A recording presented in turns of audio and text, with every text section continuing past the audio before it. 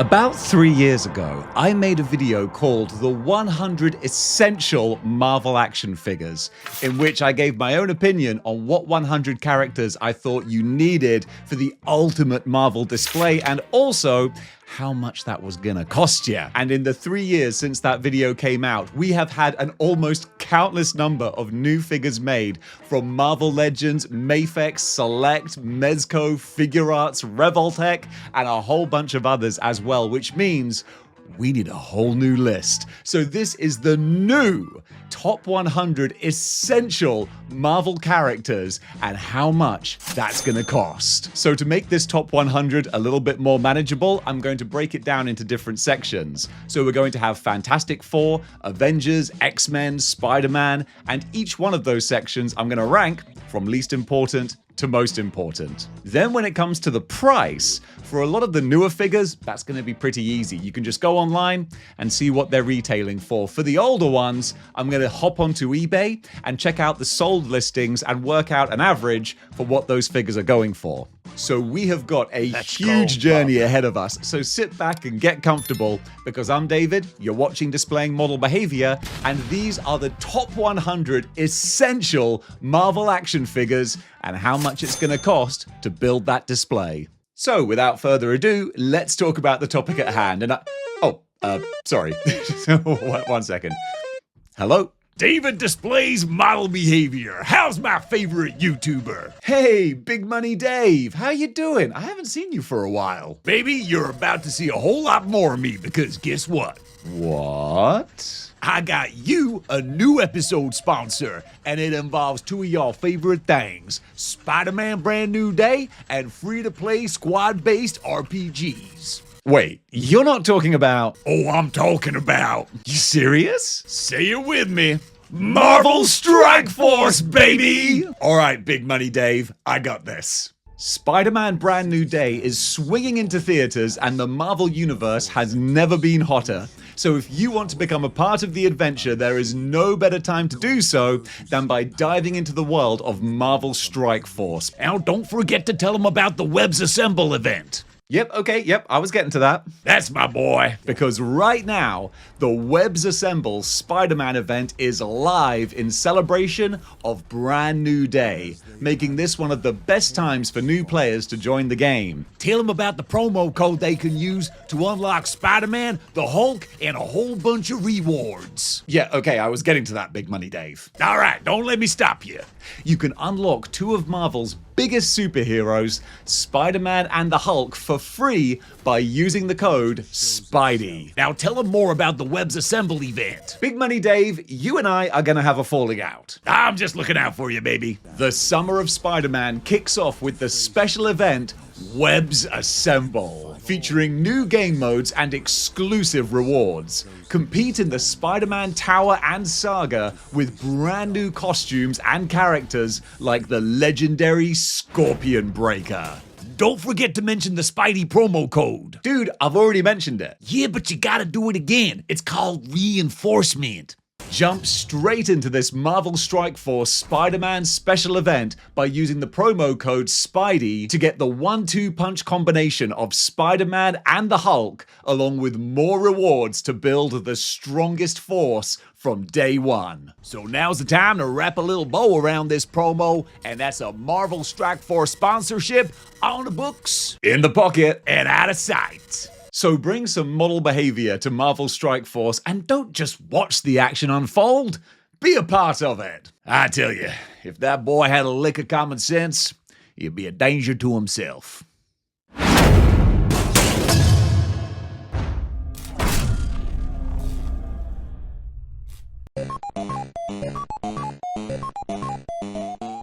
So let's kick things off with the Fantastic Four, Marvel's first family, and the first introduction on this list, Dragon Man.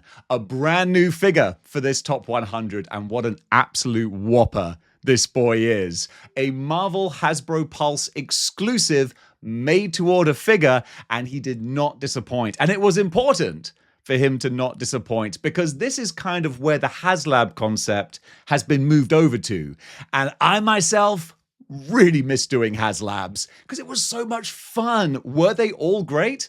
No, they weren't all winners, but man, we got Galactus, we got the Sentinel, we got Giant Man, and it wasn't just the figure, but it was the process of covering the event itself that was so much fun. Seeing the tears, getting excited, seeing the tears, getting angry. It was such a big mix of emotions and so much fun to track. But hey, I think those days might be behind us. But you know what?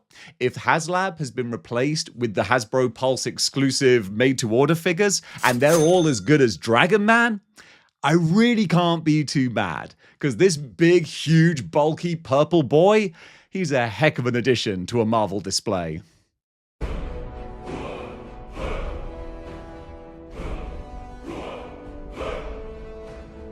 Another cosmic bad guy for the Fantastic Four. It is the Super Skrull. Now, of course, we did get the Super Skrull in Build-A-Figure form, but also we got a new deluxe version of the character as well, which is better and worse. Once again, Marvel Legends giving and taking with equal measure. I prefer the bright color scheme of the new one. Also, the head sculpts I think are much better. They're improved. They got more character to them. But the only problem with the new one is that he's supposed to have all the powers of the Fantastic Four, yet Hasbro just forgot to make any part of him invisible. Or did they just not bother? I'll let you decide. So you could argue that the Build-A-Figure is actually the superior version of the character because he actually has all four of the powers represented. Whereas the new one is so frustrating because it's so much better in so many ways. All they had to do was make some part of him translucent and he would have been perfect. But you didn't do that. But dang it, because he is brighter and more colorful, I'm going to go for him anyway. But ooh, Hasbro, you earned my ire with that one.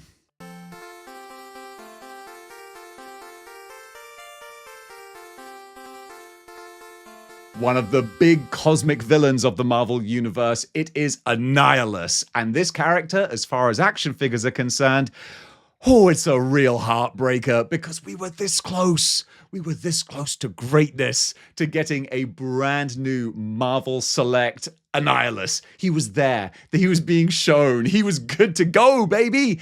And then Marvel Select went out of business. And with it, everyone's dreams of getting that Annihilus. People's pre-orders were so close to being fulfilled. I almost imagine that there is some warehouse somewhere, like at the end of Raiders of the Lost Ark, with all these boxes and crates full of Annihilus figures that are never going to see the light of day. But you know what?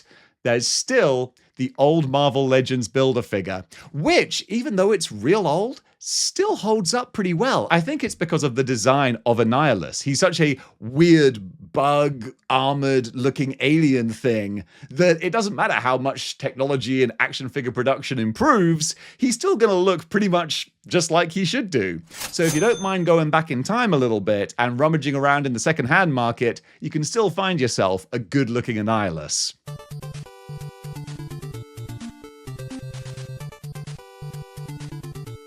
You gotta have some Inhuman representation on this list, and you could argue that the entire royal family have their place in a top 100, but you know what? It's difficult to limit myself to just 100 figures, so I thought, you know what? Blackbolt, he's got to be on there, the king of the Inhumans. And if you get the Mezco, then you also get a very pretty Lockjaw to come with him. Of course, Marvel Legends have done a great job of building out their Inhumans royal family. I've got to give credit where it's due. It's great to see so many of them all represented now. But with Mezco, with the soft goods, with the lovely looking Lockjaw and that detail that goes into it, I'm always going to go for that more elaborate take on the different characters. Even if sometimes Mezco plays a little fast and loose with their designs, what they do produce, I think, always looks real nice. So if you wanted some Inhuman representation, I gotta go for Mezco.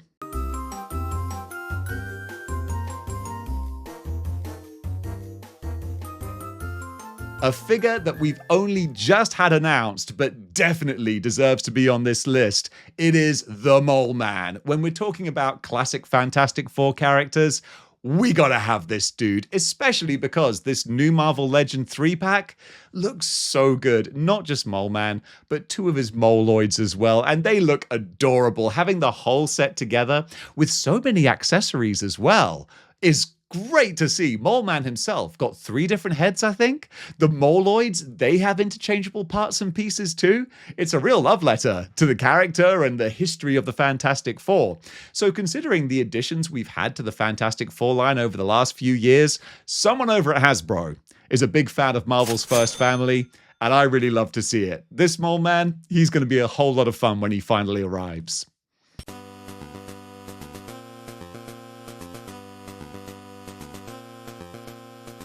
The Prince of Atlantis, Namor the Submariner. This is a character and a character design that I think is begging for a high-end deluxe version. Because to get just classic Namor in his scaly green Speedos, you got to go back quite a few years in the Marvel Legends line, and the figure isn't bad. He came with a different head, he had his trident, he looked nice, but it still feels very kind of bare bones. But in fairness to Marvel Legends, what else can you do? He's a dude in Speedos. But I feel like a character with this much kind of prestige and lineage behind him, he needs an ultimate version to really showcase that character. Hopefully, we'll get it one day. In the meantime, though, the old Marvel legend, he's gonna have to do.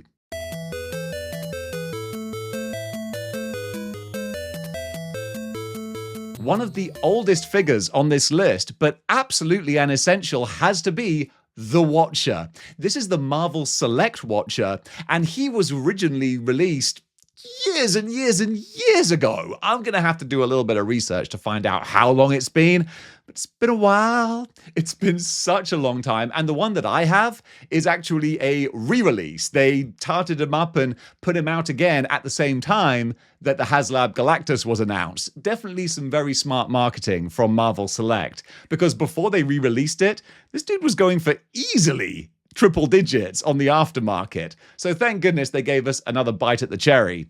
But I'm just amazed that Marvel Legends haven't given us a classic 616 Watcher. We've got the Disney Plus Infinity Saga type What If Watcher, who's fine, but it's not the one we really want. And until we finally get an official Marvel Legends version of the giant bobblehead toga-wearing alien baby, I'm going to keep on asking for it.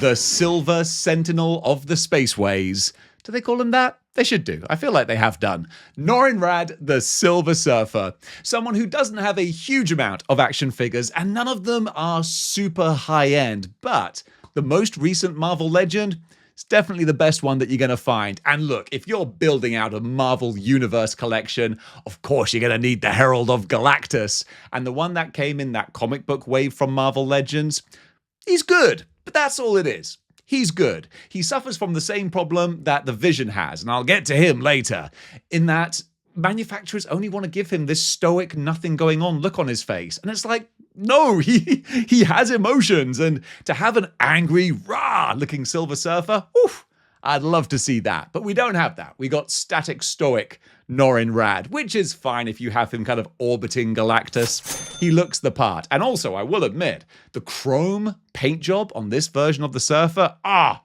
gorgeous. Proper high-end hood ornament looking version of the character.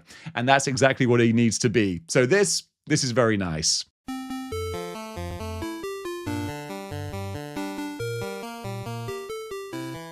Galactus, possibly the ultimate Marvel legend. You could argue he is like the #1 Marvel character to have. I mean, the problem is he's kind of a heel. So, you got to have some good guys to go up against him. But if we're talking importance and then scale and size of the character, there's an argument to be had that this is the action figure for any collection. Plus, he's such a world-ending threat as a character that he will go in any display.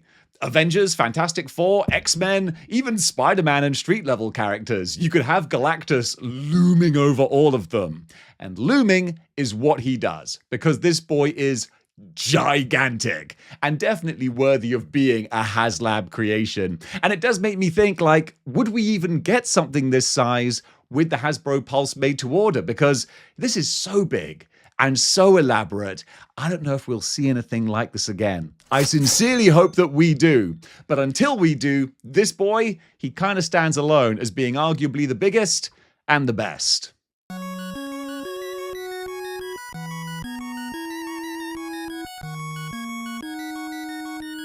Doctor Doom. What else is there to say? This year, 2026, is the year of Doom. And you know what, 2027? I don't think it's going to be any different. So you got to get the best version out there of the ruler of Latveria, and it's gonna be the Mezco. Because this Mezco Doom is what a Marvel Legends Maximum Doom would dream of being. Because this dude has die-cast metal armor. He's got the soft goods in the cape and the hood and the tunic. He has so many different faces, hands, accessories, weapons, magic spell power effects. Literally anything that you could think to include with Doctor Doom, Mezco have included. They pushed the boat so far out with this character.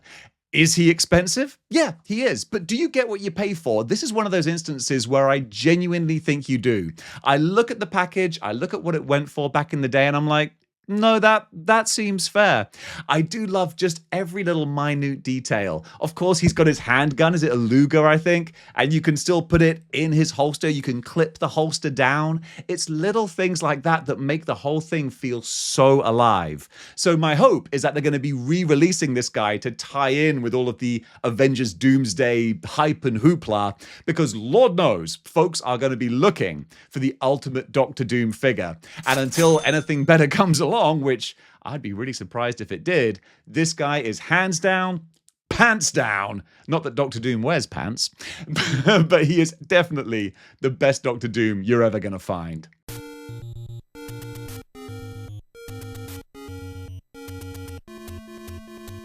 Of course, Marvel's first family themselves. It's the Fantastic Four, and I gotta go for the Mezco with these ones, even if they do have some big flaws. These are not perfect figures by any stretch of the imagination, but sometimes the whole is greater than the sum of its parts. Each individual member of Marvel's first family has great selling points that push them over the line. First of all, of course, it's Mezco. So you got those soft goods, you've got all the swap out accessories. There's so much in this Fantastic Four box set. It's crazy. The downsides are kind of own goals that Mezco didn't have to score. Like, the thing doesn't have ankle rockers. Like, the Marvel Legends have had ankle rockers for years and years. It's like, come on, guys. You're meant to be the high-end company. How can you not put that on the thing? Similarly, Johnny Storm, he's got lovely flame effects, but he doesn't have a full-on flame body, which I feel like is a missed opportunity. And then for Sue Storm, some of her head sculpts, the hairline is real far back, and I think they did that to incorporate her invisible kind of power shield effects on her forehead, but without those, she looks a little weird. But Reed Richards, I dare say, no notes. So many different accessories, the stretching abilities, the huge big bendy torso. You can have so much fun with that. So even though they're not perfect, when you put them all together with Herbie as well, this is still the absolute best representation I think you might ever have for the Fantastic Four.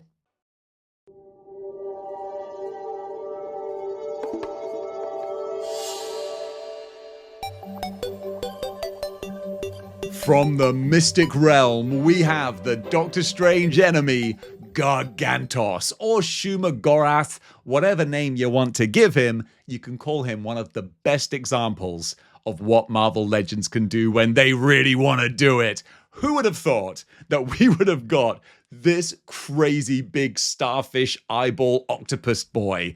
I was dubious at the prospect. Yes, he was on a lot of our most wanted lists, mainly, of course, because of Marvel vs. Capcom, but the odds of getting a character this elaborate, this unique, I would not have bet on it, because the reuse factor is limited to just repainting this dude. There's not much else you can do with him, but dang it, Hasbro, you stepped up and you gave the people what they want, and I love it. And just for how unique and ridiculous and over the top it is, it reminds me, oh yeah, it's like that Avengers meme.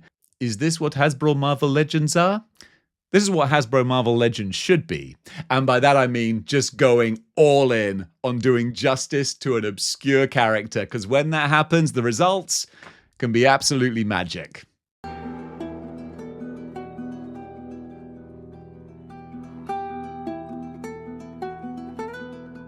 Those who know fear burn at the Man-Thing's touch. And if your fear is spending an insane amount of money, you probably shouldn't have watched the video this far, because we got to be racking up those prices by now. And this Man-Thing that I'm going to be focusing on, sounds weird, is the Disney Plus Werewolf by Night Man-Thing. And it's a great update of the character. So of course we had the Build-A-Figure, which was terrific, and still is.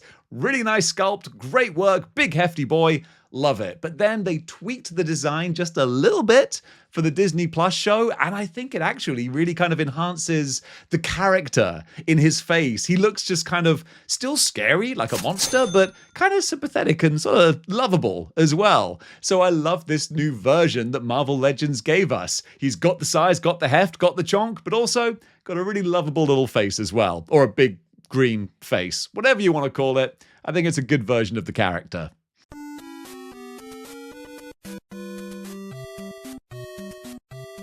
Another new addition to this list, it is the Hasbro Pulse made-to-order Mephisto.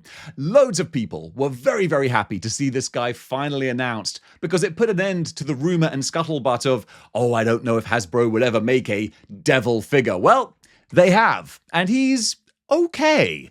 He's got some real mixed reactions from folks online, and I can see why. He's quite expensive for what he is, and if you don't really want the throne, then you're just paying a lot of money for a tall, skinny red guy. Well, yeah, it's a bit of a tough sell, but the nice parts are really nice. If you want that big, scary throne diorama, well, it does look quite pretty. Plus, he's got some soft goods, which are a rarity for Marvel Legends, and the big important thing is, he's a whole heck of a lot cheaper than the Marvel Select one was, which until this guy came out was your only way of getting a Mephisto for your collection. And the Prince of Lies, it is no lie to say he's a very important addition to any Marvel display. So it's good that you can finally get your hands on him, even if people's opinions of the Marvel made-to-order one is a little bit of a mixed bag.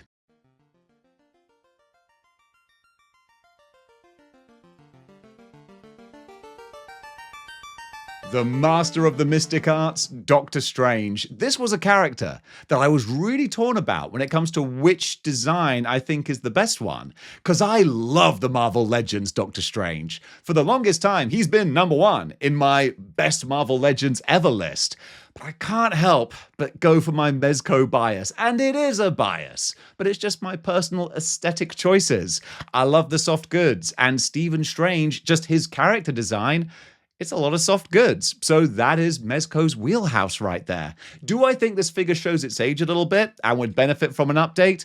Absolutely, and he certainly goes for a pretty penny on the aftermarket now. So if you wanted a more budget Doctor Strange, then Marvel Legends, they have a great selection, not just from the original release, but he's in the 2-pack with Wong as well. You can get the adorable little Bats Ghost Dog too, or there's a 2-pack animated style with Morbius, so you're spoiled for choice there. But I think if you want the ultimate Doctor Strange, that's going to be the Mezco.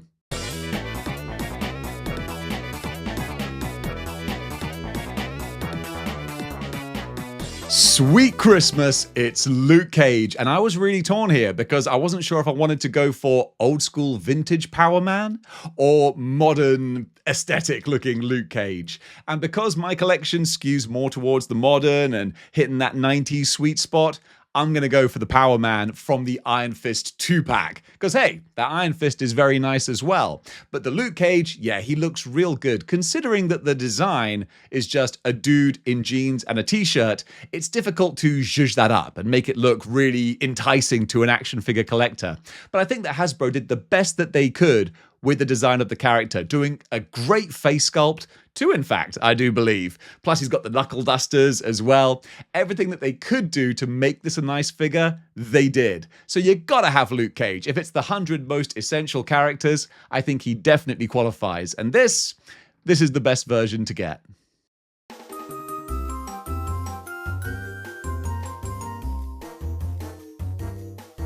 Iron Fist, Danny Rand. I recently got a new appreciation for the character from reading the last Iron Fist story, which was a 14-part epic that came out around about 2007. And now I'm like, okay, I appreciate this dude even more. And I've got the Mezco, so that means that I've got a whole lot more love for the Mezco figure.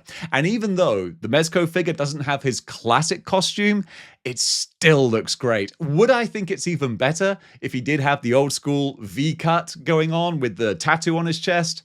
1,000,000%, yes. But instead he's wearing like the Bruce Lee Game of Death full bodysuit, wetsuit kind of look. But you know what? I don't mind, because the figure is still wonderful, and the amount of weapons that he comes with too. He's got a full ninja armory with him, plus the awesome fire effects for his Iron Fist looks real dynamic on the shelf. So with me loving to pair up characters that are done in different styles, I will happily put the Mezco Iron Fist with the Marvel Legends Luke Cage. I still think they look great together. A fantastic team, and the Mezco Iron Fist, definitely my favorite version of the character.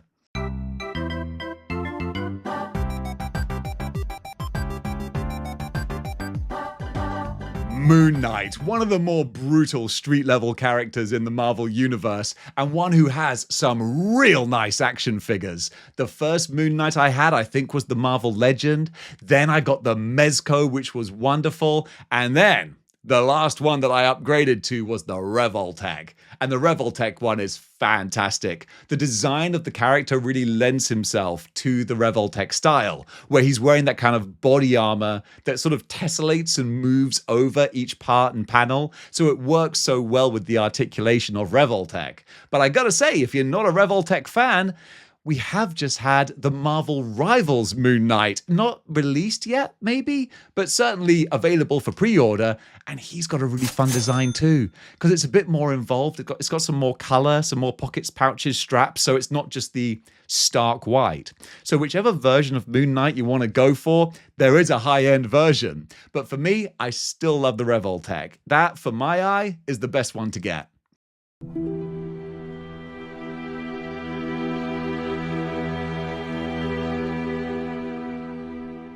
Nick Fury, the super spy of the Marvel Universe.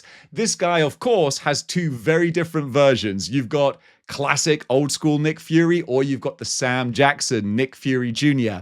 For me, hardly going to be a surprise for you to hear that I'm an old school kind of guy. And for Nick Fury, I would go for the Punisher Gamerverse 2-pack version of the character. Because even though the Shield 3-pack is phenomenal, and it is his more iconic Shield uniform look, I love how bright and colorful and fun and vibrant the Gamerverse version is. Plus, I love the Punisher side-scroller. So of course, that's another big bang of 90s nostalgia. So having this turtleneck Nick Fury with the grrr kind of expression, which of course is like that, so you can put a cigar in his mouth, that was the only thing that was missing, which I understand. Not giving the action figure a cigar, but man, that was a big part of Nick Fury's character back in the day. But even without that, I still really love this version of the character.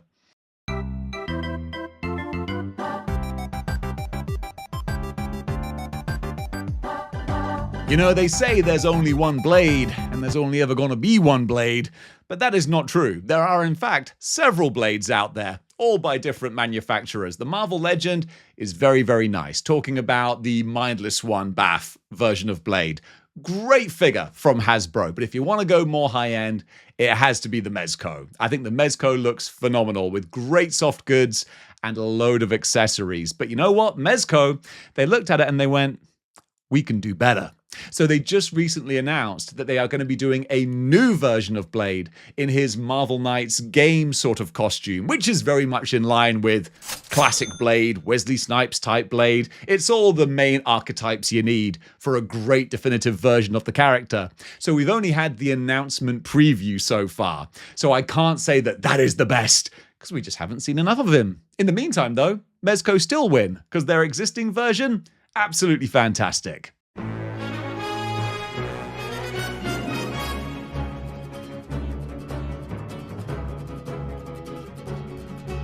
The spirit of vengeance Ghost Rider. Now, I'm going to be a little bit cheeky here because, of course, Ghost Rider can incorporate a whole number of characters. So I'm going to go for Johnny Blaze and Danny Ketch. I always get this mixed up sometimes, and I'm like, Danny Blaze and Johnny Ketch. And my brain completely misses the fact I've done that. I got it right this time. And you know who else got it right? Marvel Legends, when they made the Danny Ketch Ghost Rider figure. Oh, absolute perfect peak 90s Ghost Rider right there. I've been asking for it for the longest time, and they finally delivered. Wonderful, wonderful stuff. So Danny Ketch, no notes to Hasbro on that one.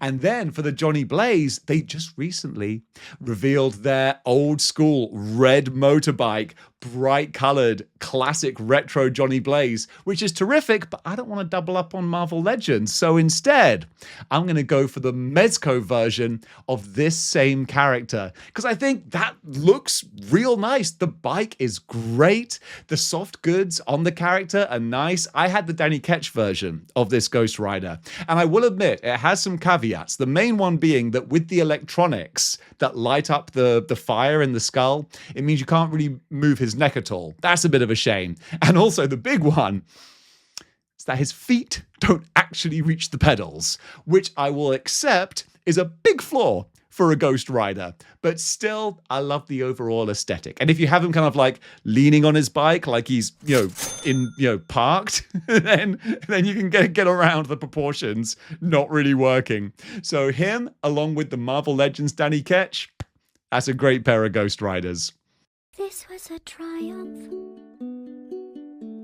I'm making a note here. Huge success. Frank Castle, the Punisher, one of the most popular vigilantes in the Marvel Universe, and he has the action figures to show for it. Marvel Legends have recently been going crazy with their Punisher output, and I love to see it. For someone who genuinely thought they were going to put the kibosh on making Punisher figures, I was so happy to say welcome back, Frank. But you know what? I think the best one to hit store shelves recently has got to be the Mafex. They did a fantastic job of recreating that 80s look for the Punisher, and it's just an absolute perfect rip from the comics and put it on the action figure shelf. There he is. And again, being Mafex, the articulation, absolutely superb. But really, it's the face sculpt. And often with Mafex, I'm not a big fan of their face sculpts. I think I can find them a little bit lacking sometimes. But this version of the Punisher really showing that very specific comic book style with the great kind of heavy set eyelashes and eyebrows, and then with the widow's peak kind of hairstyle, I'm like, yeah, that's the Frank Castle I grew up reading. Absolutely phenomenal. Although we do have a Mezco right around the corner, but I'm not too sure about that Mezco one. I'm not sure how well the body and the suit's going to hold up. At the moment, this Mafex is phenomenal. So even though I'm interested in what Mezco have to offer, I think Mafex still win.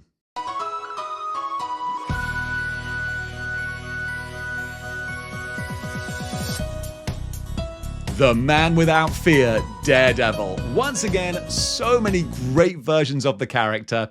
If you wanted to go for a cheaper sort of one, we've got the Marvel Legends Secret Wars Daredevil, which I really like because they've gone for some darker colors on his costume, which I think make it pop and stand out a lot more. I don't like it when he's just red from head to toe because, yes, it might be comic accurate, but it's not that interesting. So the Secret Wars Daredevil is great, but then we got the Mafex. And I think the Mafex Daredevil is widely considered the best kind of high-end, highfalutin version of Matt Murdock. With Mafex, it's always going to be great articulation, buttery smooth joints, and some nice accessories as well. But you know what? As good as that is, my heart will always belong to a certain soft goods clothing specialist by the name of Mezco, and they have just announced that they are going to be doing a classic red costume comic book Daredevil, who we'll probably be seeing more of over the next few months. That gets me a little bit excited. So if you want to look to the future, it might just be Mezco, but right now, here in the present, the year of our Lord 2026, the Mafex Daredevil still absolutely crushes it.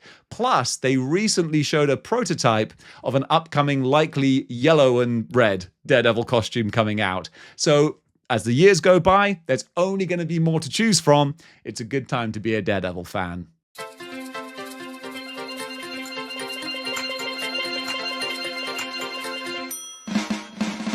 Doing his best to help Bruce Banner keep his rage at bay, we have Doc Samson, the incredible psychiatrist. It's funny, when I was putting this list together, I thought that he was already out. And I was like, oh, I can get some footage of this, no problem. And then I realized, oh no, wait, he hasn't dropped yet. So we just got the pictures to go on. But those pictures do look like they're going to represent a very good-looking action figure, and one that we have been asking for the longest time. Doc Samson has such a big and important role in the story of the Incredible Hulk that it's been kind of egregious that we've been missing him in a modern action figure form for the longest time. Before this guy, I think it was the Fin Fang Foom wave that you had to go back to get Doc Samson. So seeing this new version was a real welcome sight. Plus he's part of a really great Incredible Hulk deluxe sort of line. So it's lovely to see the Jade Giant getting more love for his characters and his rogues gallery and his allies. And Doc Samson, he was an essential that I'm really happy we finally have.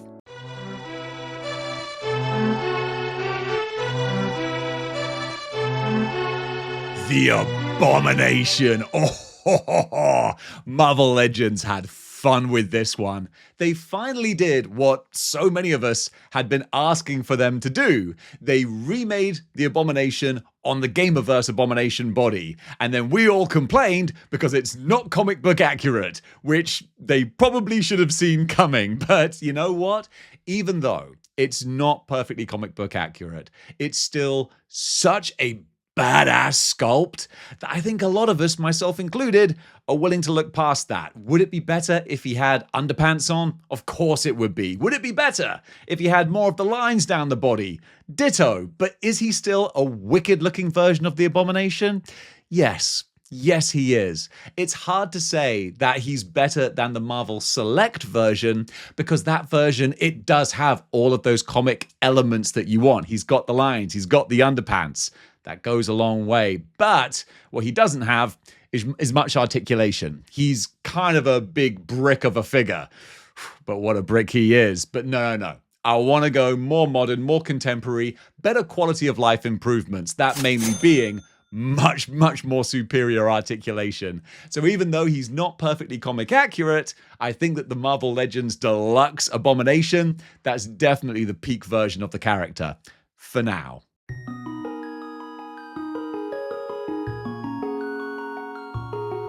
So says the leader. What does he say? I don't know, but he says it. Maybe he says that the best leader action figure out there is the one that is about to be released by Mezco. He would certainly say that if he shared my opinion, because I think this upcoming leader, well, of course it's the most high-end version that we've ever had, because the previous ones have just been a basic Marvel Legend, and then a couple of Toy Biz ones from way back in the day. And I was really quite surprised to see Mezco tackling the leader, but then again, they do go a little bit outside the box with some of their character choices. And this is a real fun one, especially with them doing the classic Hulk as well. Of course you're going to want the leader to go with him. So even though we've only seen him in promo pictures and on display at various Comic-Cons inside a cabinet, I think we've seen enough to know that this is still the best version of Samuel Stearns we're going to find. And I, for one, can't wait for when he finally releases.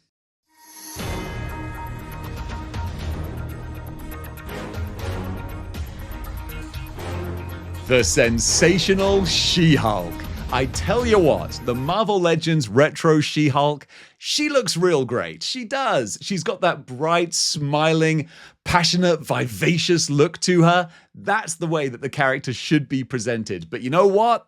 That's the only way you're going to be able to present her. And that's my only caveat with that.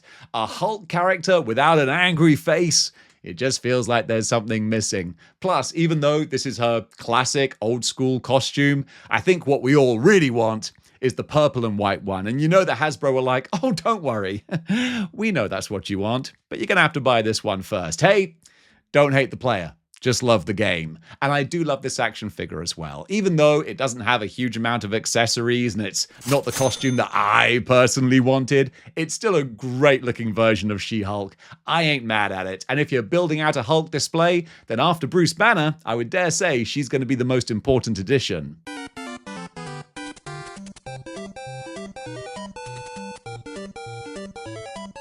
The Incredible Hulk, one of the most difficult characters for me to pick which version is best, because there are some fantastic figures out there. One of my old favorite classics was the Marvel Legends 80th Anniversary Hulk. That is beautiful.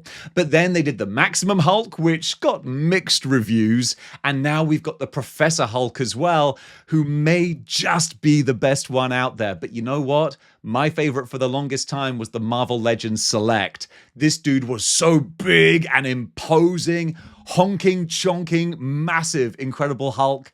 I loved that dude. But you know what? To kind of future-proof this list, I think what will be my favorite Hulk is the upcoming Mezco Hulk. And I know I probably shouldn't say so because he hasn't hit store shelves yet. But from everything we've seen, all the promo pictures, which granted with Mezco, you got to be a little dubious about, but also seeing him on display at various toy cons, looking big and bold and detailed and just this wonderful animated looking face sculpt and the glowing green of his skin, he looks the business. So I'm going to call it, like Babe Ruth, I'm calling my shot, or I'm calling Mezco's shot. I think that their Incredible Hulk, when he finally arrives, is going to be the best one to get.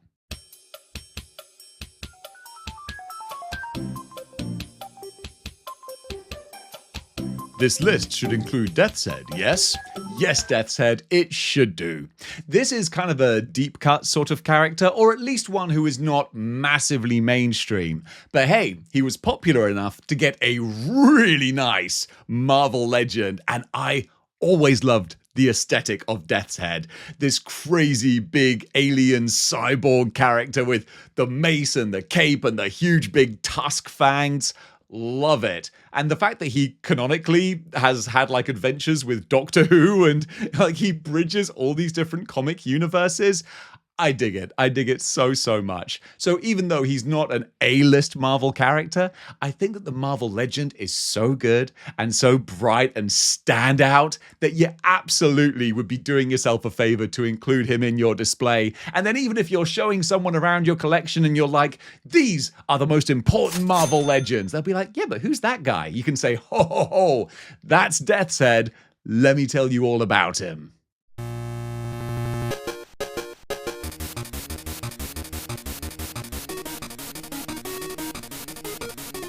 Titanium Man, and an entry for Select this time. Marvel Select doesn't have a lot of representation on this list, but when they do something a little extra special, Bayek. It does look so pretty. The biggest argument against this inclusion is that it's the Titanium Man. Is he really a top 100 most essential character? Possibly not, but when the action figure is this big and pretty and colorful, it's real hard for me to not want to include him in this lineup. Has he had the most iconic and essential Marvel stories? Possibly not. But hey, I'm an action figure fan. This is an action figure list, and I, for one, really love this action figure.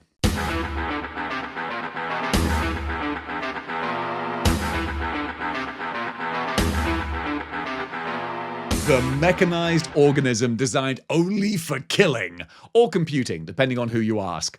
MODOK. This is Marvel Legends at their best. He came out several years ago now, but I still love him so much because it's Marvel Legends going, hey, you know what? Let's go a little bit bonkers. Let's get a little bit wacky. Let's make a character that will have no reuse at all. Completely built from the ground up and put so much love into him. That's what we got with this MODOK. And hey, they were at least able to reuse him a few years later with their Elvis MODOK. And hey, God bless them for it. This is absolutely phenomenal. The old Toy Biz Build-A-Figure held up real well throughout the years. But man, when Marvel Legends decided to reinterpret this character, they put all of their heart and all of their effort into it, and the results speak for themselves. This guy, absolutely fantastic.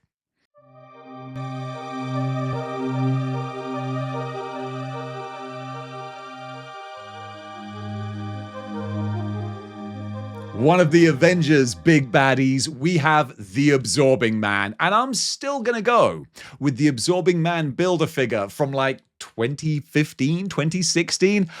Bayek.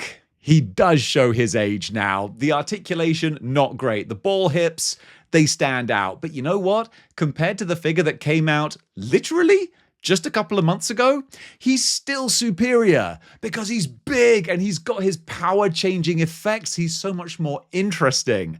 The modern Secret Wars version of Crusher Creel was so frustrating because I wanted a new Absorbing Man, but I wanted him to be having absorbing powers, not just be man. Also, you can go big with Absorbing Man. His powers seem to fluctuate a little bit depending on who's writing him, but he can grow to gigantic proportions, so why not have the Build-A-Figure that is that much larger and more impressive sort of look?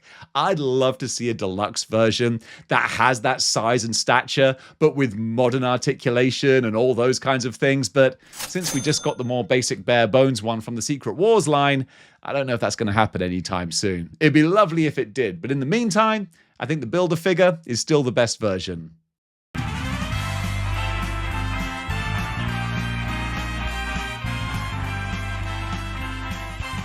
Ultron. For one of the Avengers' biggest villains, I'm going to go a little bit outside the box here and say that my perfect version of Ultron is the upcoming Blockies model kit version.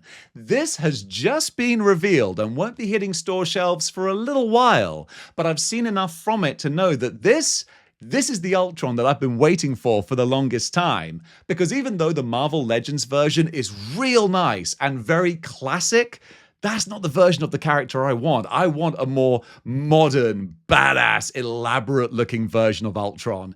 And that's what Blockies have gone for with their Marvel Rivals style. So I think this is going to be my definitive version of the character, where he's so much bigger and more imposing, and his armor is more elaborate, and he just looks like more of a menace on the battlefield. Plus, if you haven't built a Blockies model kit before, I highly recommend it. It's a very fun process to do.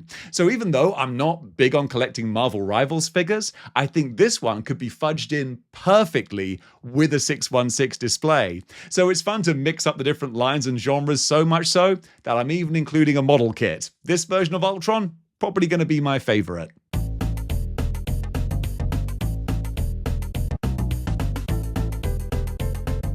Kang the Conqueror, fresh off his cameo appearance in X-Men 97 Season 2, we've got this big Avengers villain over here, and this is the redo. We had the original Kang, and then Marvel Legends put him out again with his huge big golden throne, the different heads, the weapon, the blast effects. It was a real nice way to reuse something old, but give us more bang for our buck with that re-release as well. This is a real nice box set and a great showcase for a really important Avengers villain.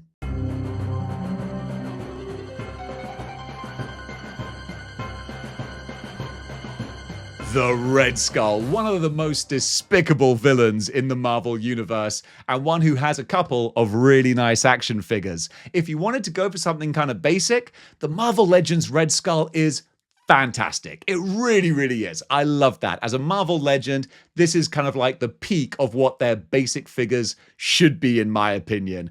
Great basic body, two very different distinct heads, a whole bunch of hands, a gun, the cosmic cube.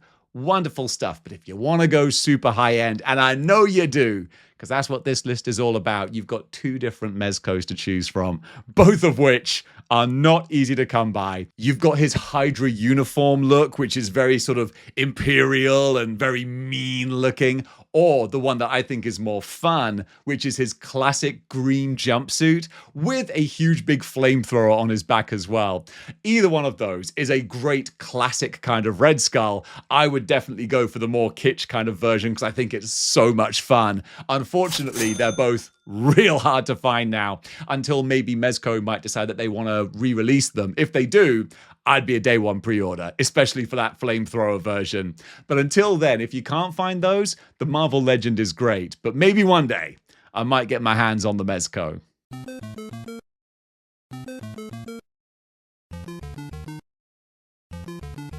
Of course, this next figure was inevitable.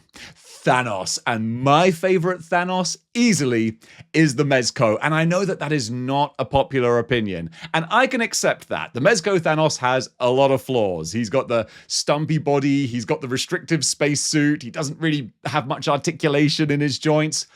I don't care. I think he looks so pretty, and I won't hear otherwise. But if you wanted to go for a more classic Marvel Legends style, the Deluxe Thanos from Marvel Legends is a chef's kiss of a Marvel legend, perfectly recreating that classic Infinity Gauntlet style Thanos. He's wonderful, but you know what he's not? He's not the Mezco Thanos. And for me, that's the peak.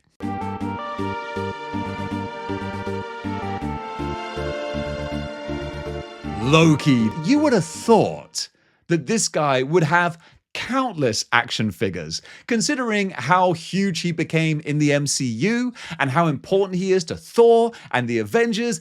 No, we hardly have any comic book Loki figures, and the ones that we do have, they're real basic and bare bones. Marvel Legends, when I made this list 3 years ago, I said, for the love of criminy, will you give us a new deluxe Loki? And they looked at me and said, no. I don't think I will.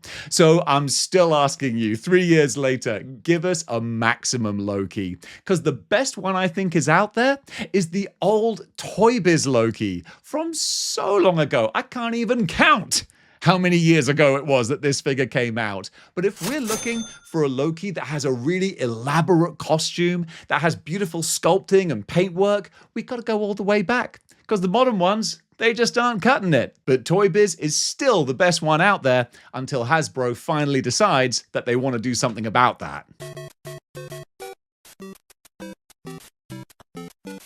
Another new addition to this list is Adam Warlock, a very important cosmic character, and one that the entire Infinity Saga sort of revolves around, really. He's very underplayed in the MCU, but in the comics, this dude's kind of the linchpin for a whole lot of the cosmic goings-on, and we did just get a very pretty Marvel Legend last year, where he looks the business in his classic Adam Warlock costume. This is a big improvement over the one that came out back around 2016, which was a more modern look for the character, and just not really that elaborate or interesting looking. This more retro version that came out in the stupid, silly comic book wave, where they gave you like a little piece of plastic with a comic cover on, thanks for that. I guess I didn't really want to build a figure anyway. But my grumbling notwithstanding, the actual Adam Warlock figure, it's a really nice piece.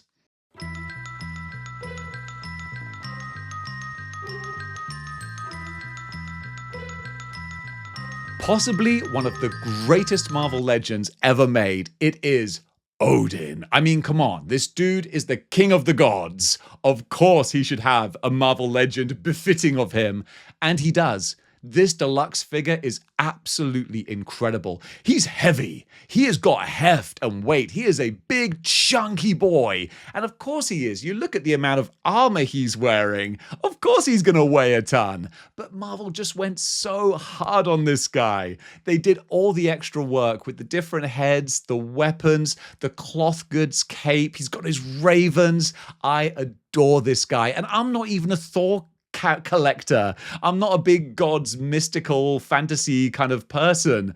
But Odin, I absolutely had to get my hands on, because just as a standalone action figure, he's just such a wonderful example of what Hasbro Marvel Legends can do when they're really putting in the effort to do something special.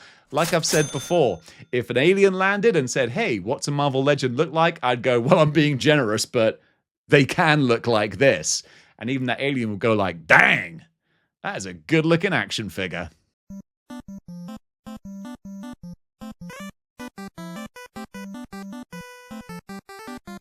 Quicksilver, Pietro Maximoff. Got a few different Marvel Legends and only Marvel Legends. I don't think there are any other manufacturers who have covered this character yet. But you know what? You got quite a few to choose from the Family Matters 3-pack to the single release, which was really nice, but also kind of annoying that he didn't have running hands. It's like, why have you got this hand? what's this got to do with running? But the most recent one that came in the Black Widow 2-pack, once again, for Avengers The Crossing, I think that's the best one going. Why? Well, because he's got his 90s costume. That's going to be my favorite, of course. But also, the face sculpt, I think looks really kind of dynamic and interesting as well. So this Pietro, that's going to be my pick.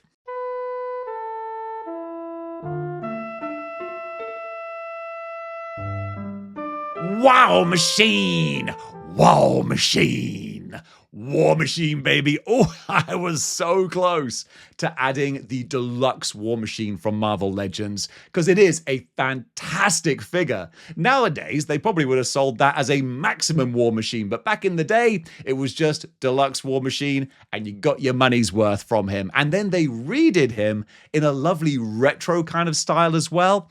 Both of those are fantastic, but if we're talking more high-end, more bells and whistles, I'm going to go for this figure arts version, which just has everything that you can throw onto him. And with War Machine, I like that distinction, where he's not just the black and white Iron Man, or the silver and grey, or whatever you want to call it. He's got all the weapons. It's like he looked at a catalogue and went, yep, that'll do. So to have this version that has so many missiles and guns and launchers and all the effects, it's so elaborate that it will just brighten up and explode out of any display. So if you're going to go for a figure that has all the different bells and whistles, it's this version of War Machine that I think you're going to want to get.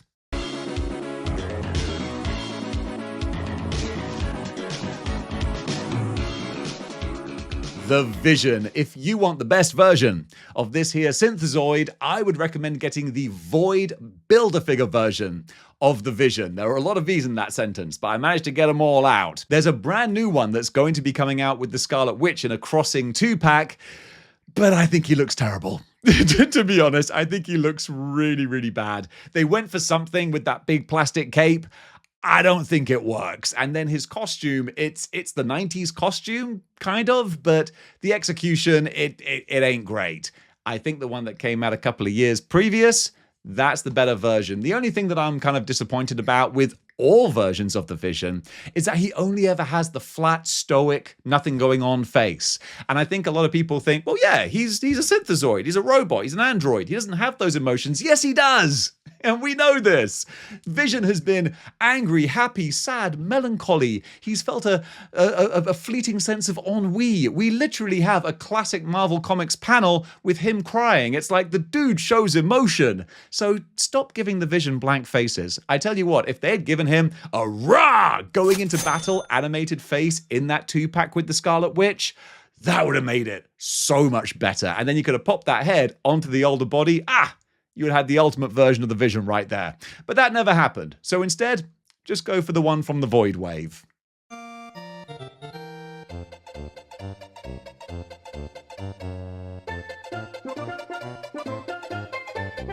The Black Widow, Natasha Romanoff.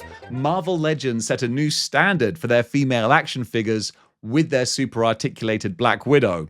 And they've kept that standard for all future figures. That would have been nice if they'd done that, but they didn't. But still, when they're good, that's the body they go for. But you know what? It's maybe not my favorite version of the character, even though she has a great selection of heads and it's a really good package of an action figure.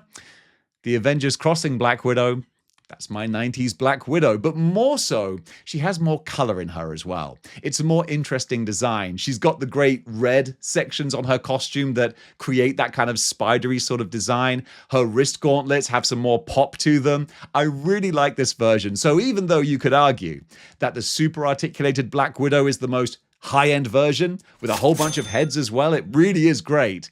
I'm going to go for the more modern one. Go for that 90s aesthetic. I'm going to choose Avengers The Crossing for my Black Widow.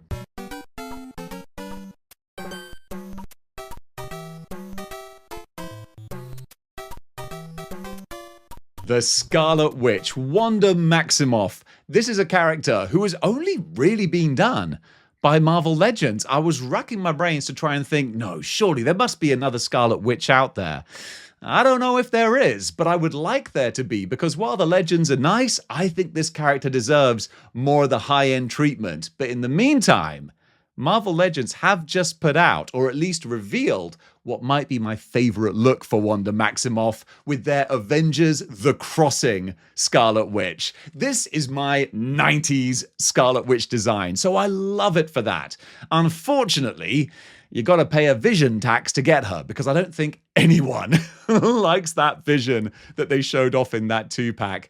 But I think I might have to bite the bullet, because I love the look of this Wanda.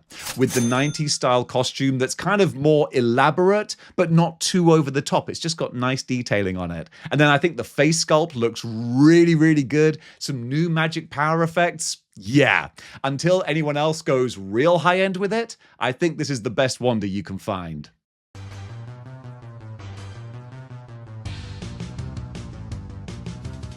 The Wasp, Janet Van Dyne. For this character, I'm going to go for the Wasp and Ant-Man 2-pack. So it's a very retro version of the character, but also because of that, it's more of a fun design for her. This wonderfully sort of kitsch 1960s kind of aesthetic, I think really lends itself to that vintage Avengers sort of feeling.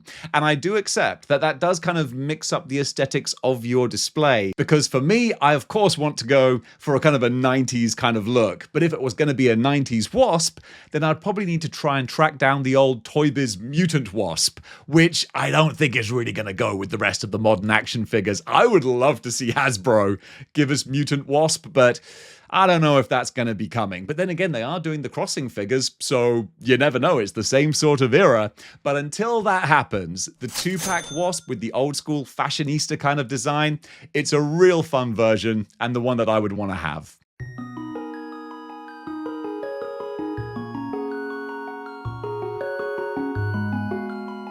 The Falcon, Sam Wilson, a character that I was so happy to see a new version of in the Secret Wars Wave 2 lineup. And this particular one has a very retro kind of look to him that I got a lot of time for. The bright boldness of the costume with the stark red and white really just makes him stand out on the shelf. Having Redwing with him as well, I think it's just a great set altogether. Plus, he's got this kind of smaller wings, which don't take up too much real estate, but still, of course, give him that classic Falcon look. So even though we do have a previous version that's got maybe a slightly more modern kind of costume, I actually think this older, more retro one is a whole lot more fun. That's definitely the one that I would choose.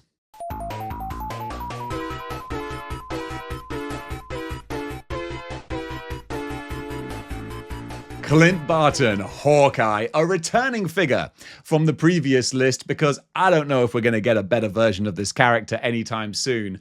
With his sky cycle and just a little sneaky bit of cloth goods as well, that elevates him way above your normal Marvel legend. I think the job that they did with the sky cycle was real nice. They created it perfectly and they made it so that you can have another character like Black Widow or someone sitting on the back with him. So it makes it a really fun display piece. And then with Hawkeye himself, the colors are so bright and bold and popping. He really stands out on the shelf and has that wonderful sort of retro kind of feel.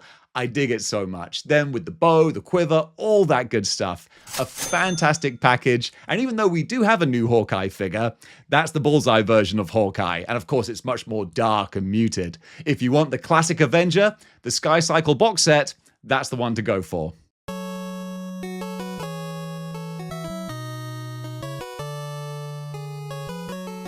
The Black Panther, King T'Challa. For this guy, it's got to be the Revoltech Amazing Yamaguchi version. Now, your mileage is going to vary when it comes to Amazing Yamaguchi because they do have a very specific style, and it's a bit of a Marmite style. Some people love it or hate it. It took me a long time to wrap my head around the way that they're made, their joints, how you position them, how you pose them. You gotta put the effort in to kind of make them work. But then when you strike that super dynamic pose, oh, they look so good, man. So yeah, this version of the Black Panther, it's a great combination of comic book and MCU, but it is officially a comic book figure. So that's the one I'm going to go for. But he's got a wonderful kind of purple sheen to his bodysuit, to his costume. There's a nice texture on there as well. And the actual Panther mask, it looks kind of dynamic and it's got personality in it. Even though you can't see his face, you can still see like what's going on in the eyes. That's really well captured,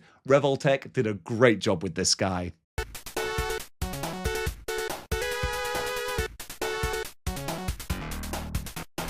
Literally the biggest Avenger on the market, it is the HasLab Giant Man. The last HasLab that we've had so far. You never know, they might bring the concept back, but what a way to finish if this is the last, because Giant Man, what a great figure. As a character design, it's not that kind of crazy or elaborate. If you compare him to Galactus or the Sentinel, this is just a dude in a onesie. But you know what? Marvel Legends did a great job with it. The only thing that I think a lot of people agree on is that the articulated fingers look a little odd. Not too sure about that as a design choice. But the rest of the figure, I really dig it. All the different face plates are really fun. His slightly scary looking grinning face, or the, fighting in battle kind of expression. They look wonderful, and what an amazing centerpiece to have for your Avengers display. So if you bought the Wasp from the Ant-Man and Wasp 2-pack, you might have a spare Henry Pym that you don't need. But you know what? I'm willing to make that sacrifice, because this HasLab Giant Man, I think he's absolutely fantastic.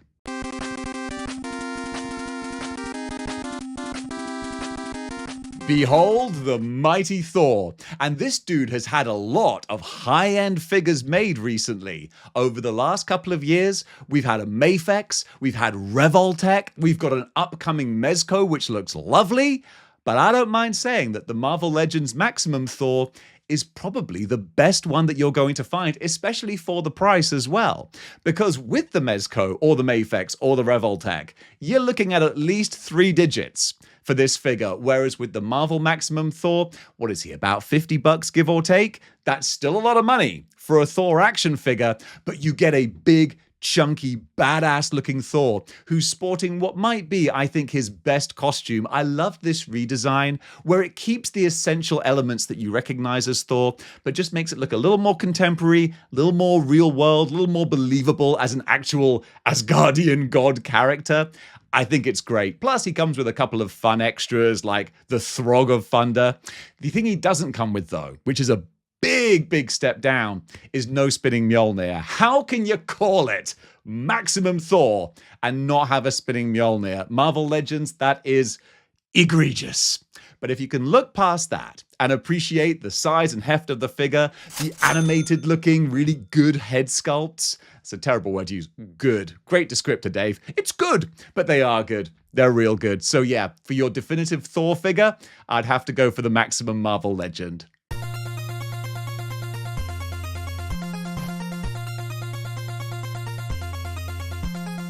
The Armored Avenger Iron Man. You know, it's safe to say there's quite a few Iron Man figures out there to choose from. For me, I'm going to go for the Mezco. I will often go for the Mezco, not always. But sometimes there's a character that just lends itself so well to Mezco style. In this case, Iron Man actually getting the die-cast metal treatment, no matter how good a Marvel Legend might be, and there are a lot of good Marvel Legend Iron Man figures out there, when you actually get the figure made of metal, come on, it's hard to argue against that. Plus, the design that Mezco have gone for with this Iron Man, it's just the kind of perfect, generic, classic Iron Man. And I really dig that, because they've just changed it a little bit. Make it look slightly more kind of technologically advanced, but still keeping that slightly retro kind of style as well. For me, that's marrying 2 disparate elements together and really making it work. Then throwing in all the different blast effects and accessories, the removable faceplate as well. So much work has gone into this, and it's still, to this day, my favorite version of Iron Man.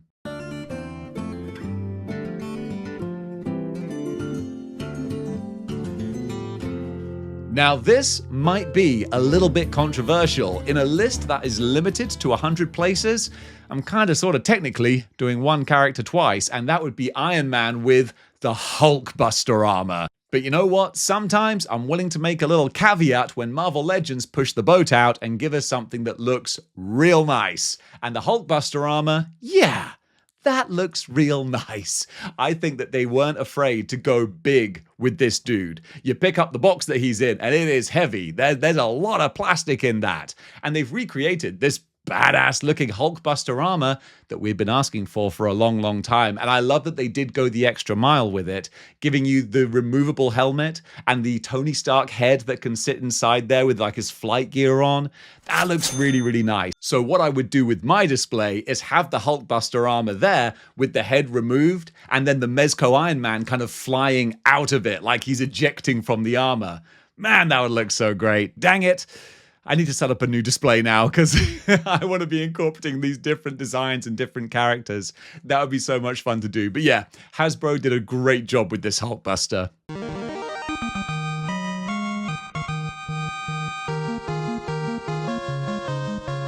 The Sentinel of Liberty, the star-spangled man with the plan, Captain America. We have got so many Captain Americas over the last couple of years. Marvel Legends have just been going Captain America crazy. And honestly, I can't complain because most of them are pretty darn good. I'm a big fan of their recent Gamerverse Captain America. So bright and bold and just so 90s. I really dig it. But this is a list of the top 100 greatest Marvel action figures. So I think we gotta go a little bit more zhuzh. And for that, it's going to be the Mezco Retro Captain America, because they've done a couple of different versions. The one that I have is the more kind of detailed, slightly more real world kind of looking Captain America, who's fun. He's nice, but he's not classic Marvel Comics. Whereas this guy, he is full on OG Captain America. I mean, not like first appearance Captain America, but you know what I mean. That golden age of Marvel Comics. Bright, bold, colorful. Even a couple of aesthetic choices I'm not too hot on. Like he's got the slightly kind of pleather looking underpants kind of section, but also I get that it's an aesthetic choice that they've gone for to create that more retro kind of visual. So if you don't mind that, or even if you think that's a good element, then this one is going to be your ultimate Captain America.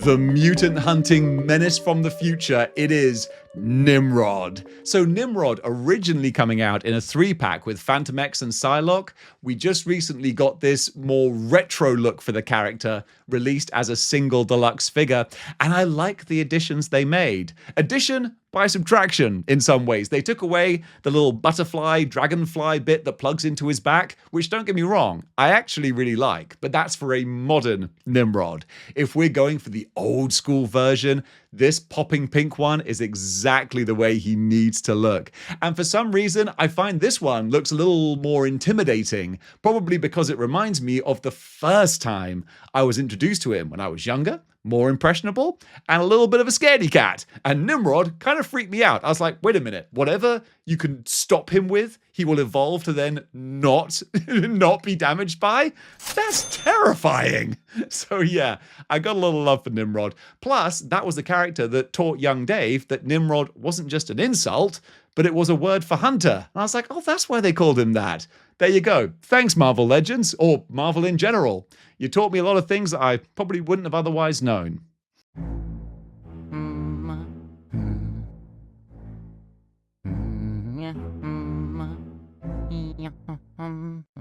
Representing the Shi'ar Empire, it is Lilandra. And if you want to get hold of this character, of course, you're going to have to pay a Brood Wolverine tax. But you know what? Some might say she's possibly worth it because it's a great looking representation of Marvel's big cosmic empress and someone who I feel is pretty integral to an X-Men display. So even though she was locked behind a 2-pack, sometimes it's worth paying a little bit of extra money to get a very important character.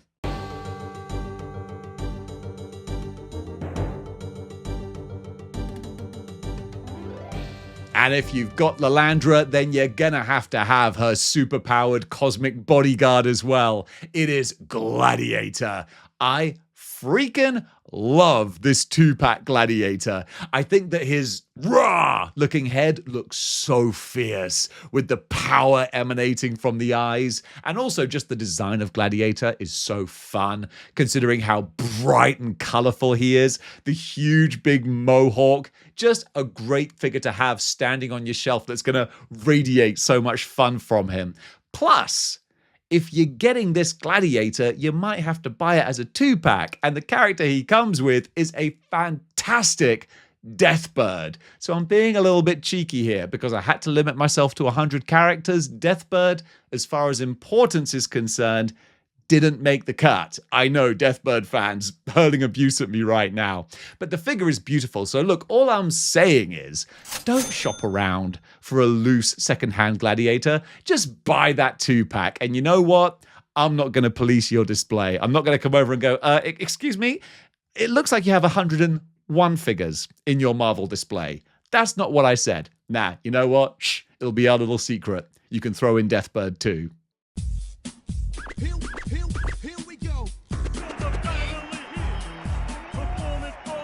Direct from the Savage Land, we have Karl Lykos, Sauron. And for the longest time, this was one of the best Build-A-Figures that Hasbro had ever done. And I said for the longest time, it still is. And considering how rare Build-A-Figures are these days, I don't think there's going to be many things that are better than him. But you know what might be considered better is the re-release version that they did in the 3-pack. We got the Savage Land 3-pack with him, with Savage Land Rogue, and with Shana the She-Devil. A really nice set, and the new version has a few improvements and a few drawbacks as well. I really like the different eyes and the hypnotic power effects. That's a real nice touch. And you could argue that the new paint job of the green is more kind of glowing and vibrant. But then I do feel that they've taken away some paint details as well. So, like is so often the case with Marvel Legends, they giveth with one hand and they taketh with the other. And I think comparing the two of them side by side, I'd probably still go for the Build-A-Figure. I think it's got a more natural looking paint job that makes him really appear like this kind of pterodactyl man, which is what he is. So therefore, the figure that looks the most like that, well, that's the one you're going to want.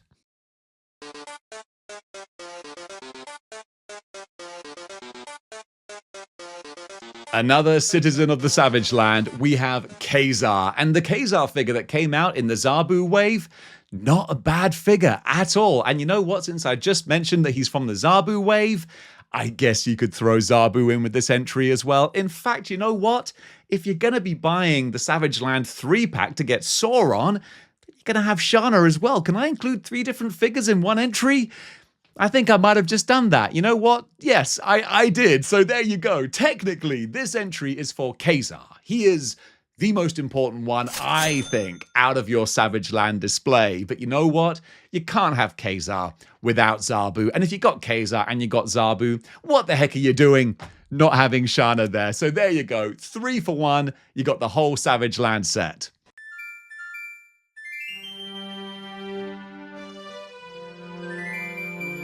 One of the most visually interesting and rather disgusting members of the X-Men villain roster, we got Mojo, direct from Mojo World. 2 different flavors of this guy. One that came in a multi-pack and one that was a single release. And kind of funny, I think, that the one that came in the multi-pack, which of course costs a lot more, is definitely the better version. I think that the one in the multi-pack has a brighter color scheme. He's got more details on him, more intricate paintwork, way more interesting. If he didn't exist, the single release one would have looked absolutely fine. But now that we've got this nicer version, oh, that's absolutely the one you want to get your hands on.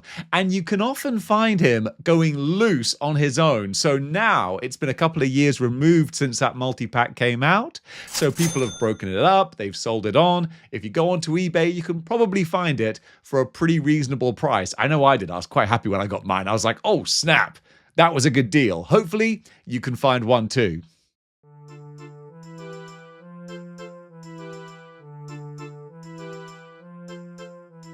If you've got Mojo, you're gonna want to have his right-hand lady, Spiral. And it might be kind of controversial that I'm saying that Spiral is more important than Mojo, but only one of them was a playable character in Marvel vs. Capcom and X-Men Children of the Atom, so you're darn right I'm putting her ahead of her boss, because this Marvel Legend, they did such a great job with her, engineering a whole new body, or at least a whole new upper torso, to encompass her 6 arms and adding all the articulation to it. beautifully done. And finally, we're getting another crack at buying her. If you missed her the first time, they've just announced that they are doing a new 2-pack with her and Iron Man as part of their Gamerverse line. So it's the same figure, but just repainted slightly and still looks real nice. So if you can get the single release retro style carded one, that's great. But if you can't, then don't worry, because there's a new version coming, or at least a repainted version coming right around the corner.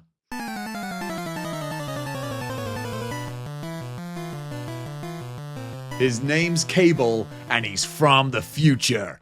Or the past, in this case, but the recent past. The Revoltech Cable is one of my favorite action figures because they've got this wonderful kind of anime sort of style to him, but they've still done it in a way that he does fit with a regular Marvel Legends type of display, if you squint a little bit. For one, I love having the different sort of aesthetics all mashed in together. So that's perfect for me. For anyone who's very beholden to having one set style, that's not for you. But you know what? If you want this Revoltech Cable, now is the time, because they just released the 1.5 version of the character. Because previously, the OG, that was kind of hard to come by. It was very expensive. Whereas now, you got a fresh chance to get hold of him with some new accessories as well. So really, if you want the definitive version of Cable in his wonderful blue and yellow 90s costume, Revoltech, they got you covered.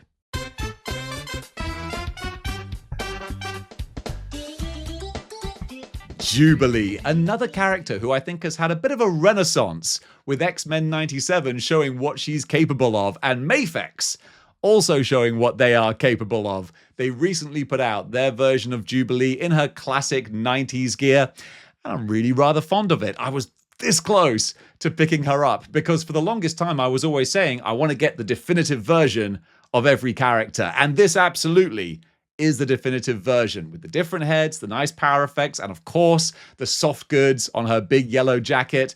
I thought it was great, but also I was like, it's Jubilee. Even though I do want the best version of every character, I'm not sure if I'm willing to drop that much money on a character that I don't care about that much. You know what? The Marvel Legend will do just fine. But if you're a high roller and you don't mind spending that extra money on a nice import figure, that Mafex Jubilee is definitely the best version.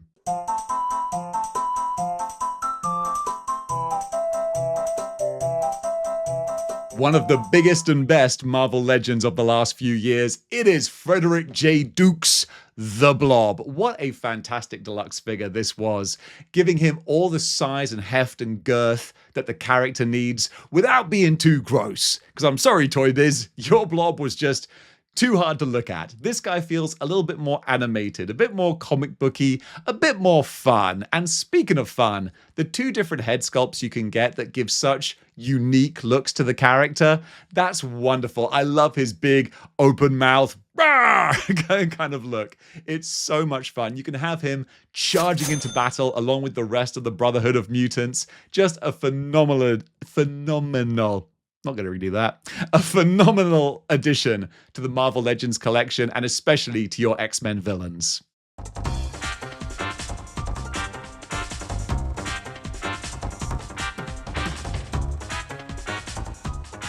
Emma Frost, the White Queen.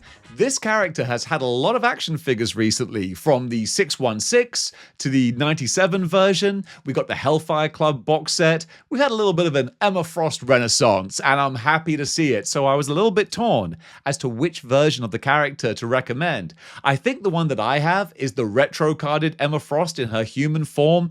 She looks real good, but she's not showing her powers. And that's what makes me think, you know what? It might be time for an upgrade, because Marvel Legends have done a full diamond form version of the character, and bayek, it looks pretty. So I think if you're doing a battle display, which is how I want my action figures to be displayed as, I don't want the high school yearbook photo design. No. I want it dynamic and crazy and all sorts of things going on. And with that being the case, I probably need to get myself a diamond form Emma Frost.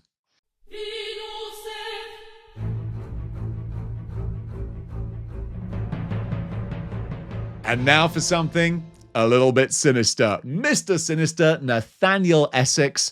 This is an action figure that still stands up as a really great representation of a visually dynamic and interesting character, but also one that I really want to see a new version of as well. Just because it's been quite a long time since we got this Mr. Sinister, and we've only had this version of the character. They repainted him in the animated style, but it's still effectively the same action figure. And I guess a lot of folks look at it and go, hey, look, it ain't broke. We ain't gonna fix it. And I respect that, but I guess I'm just a greedy little piggy who's always wanting something new. But this was honestly one of the first X-Men figures that I saw that made me think, you know what? I should probably build an X-Men display because I thought he looked so good. And even many years after he first got released, I still think he looks good.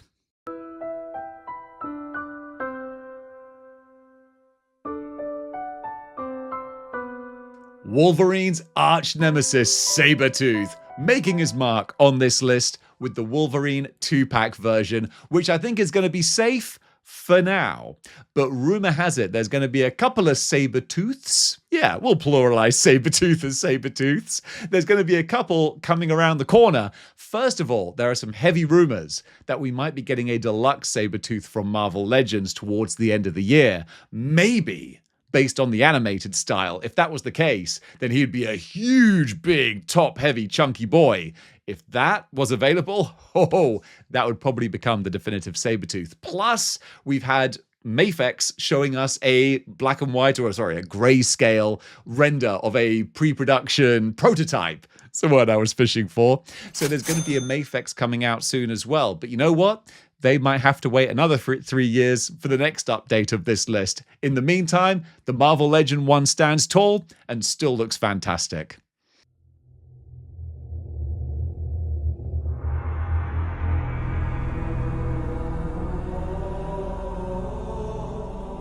And now we have the rocks of the eternal shore crash against him and be broken. Or what's the new classic apocalypse quote? Only an ant feels... No, only an ant feels powerful. No, was it only a coward feels powerful when stepping on an ant? Something like that. Either way, X-Men 97 Apocalypse is peak, and so's the action figure version. Or at least, I hope it will be. He's not been released yet, but he is another Marvel Legends made-to-order figure, and I have to admit that I regret not ordering him, because when he was originally revealed, I thought, you know what? I've got the Select Apocalypse. He's great. I don't need the animated version. And then I watched X-Men 97 Season 2, and I was like, oh man, I think I need the animated version. Luckily for me, a lot of the made-to-order Hasbro Pulse figures have then just gone onto regular retail on Hasbro Pulse. It's almost like that was their intention all along. So we will see what happens when the figure eventually drops. But from everything that we've seen from the photos and from the display models at various conventions, he looks really cool.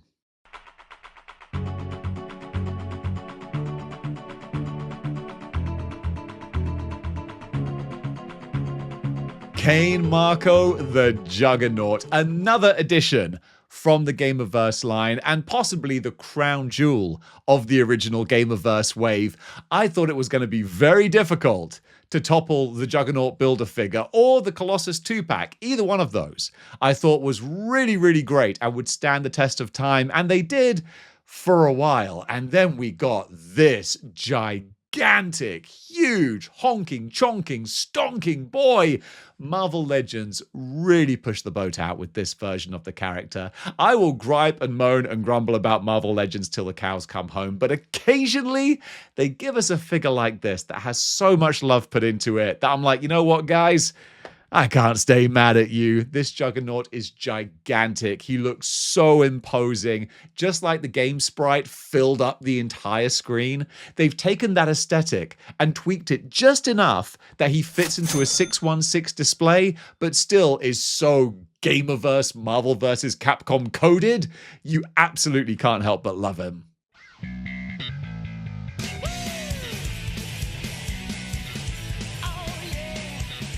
Well, you can't have an X-Men display without a Sentinel. And what an incredible Sentinel this is. The HasLab is quite possibly the greatest Sentinel figure ever made. You know what? Not even possibly. What am I saying? It's not hyperbole. That HasLab Sentinel, it's untouchable. And I don't think it's gonna be touched anytime soon. When are we ever gonna get a Sentinel bigger, better, badder, more impressive than this? Highly unlikely. And that kind of hurts my heart a little bit because, man, I would love a couple more of these. I've got my one, but I couldn't have known back in 2020 how much cooler it would have been to have had a whole bunch of them. Well, no, I did know that, but just I couldn't afford them. And I can't now either, but I would try and find a way of doing it. But you know what? Just having one, that's good enough for me. Because if you wanted to buy him new now, it's going to set you back a real pretty penny. The cost of this display is about to jump up thanks to this boy. But you know what? However much you spend on him, I dare say it's probably worth it.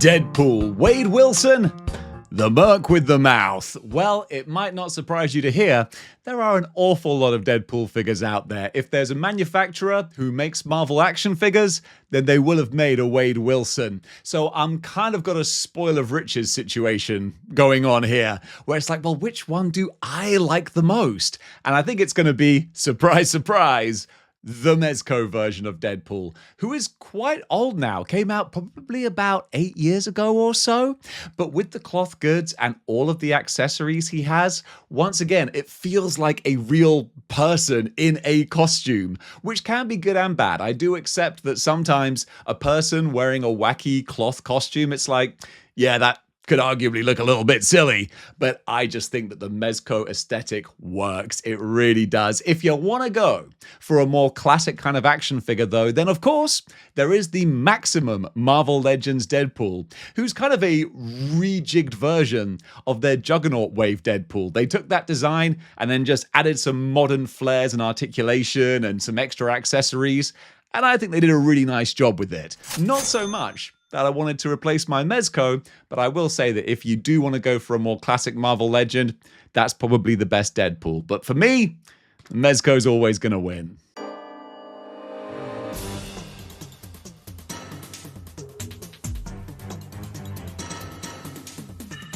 Magneto, the big villain of the X-Men franchise, or the occasional ally, depending on what time of day it is.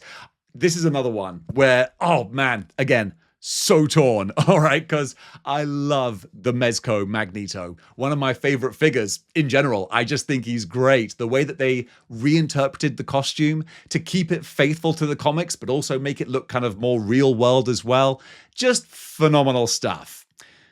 But then there's the Mafex, which is pure Jim Lee goodness. And it's real hard to argue against that.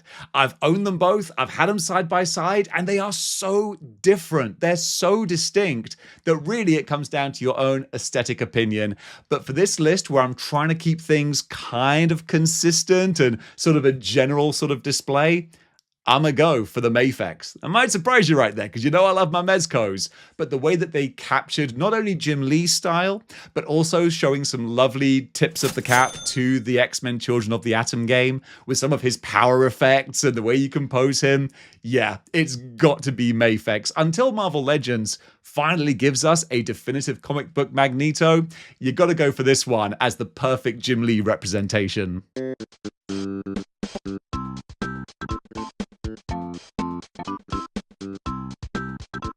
Professor Charles Xavier. This is an entry where you can play about with things a little bit. If you wanted just one figure as a bottom line, it would definitely have to be the Rider's Wave Professor X. Now, I know that we have just got an X-Men 97 Professor X with his animated style hover chair.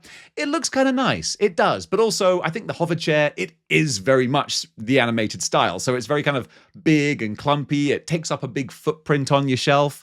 I prefer the more sleek look of the Marvel Riders figure. But what that does come with is quite an old Professor X as well. So if you want the ultimate version, you can get that Riders hover chair, and then you can put the retro safari suit Professor X in the seat. And that, for me, that's the peak Charles Xavier right there. So it does mean that you got to buy 2 different figures to get the ultimate version of Professor X. But hey, this is not the list of the top 100 compromised Marvel action figures. Nah. This is the top 100 greatest. And for that, sometimes you got to color outside the lines a little bit. So Ryder's hover chair with Safari Suit Professor X, that's what you got to go for.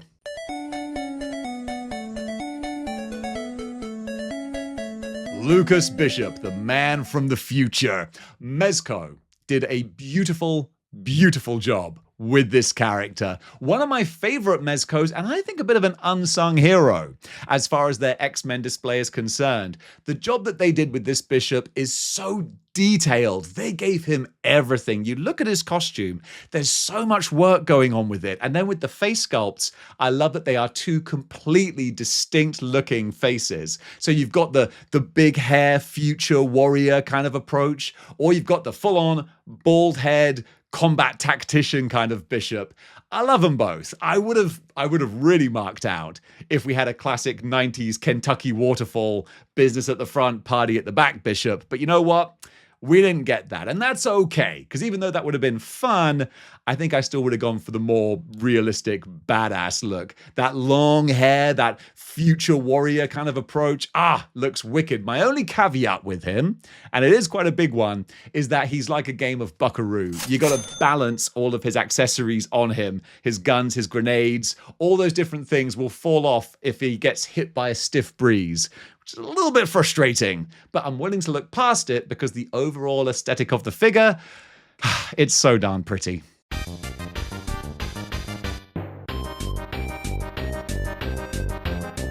Dos Vidania, folks. Colossus has just arrived on our shelves, courtesy of the Astonishing X-Men 2-pack with Kitty Pryde, who is also a real nice figure, and it pained me to not have her on this list, but I had to make some tough decisions.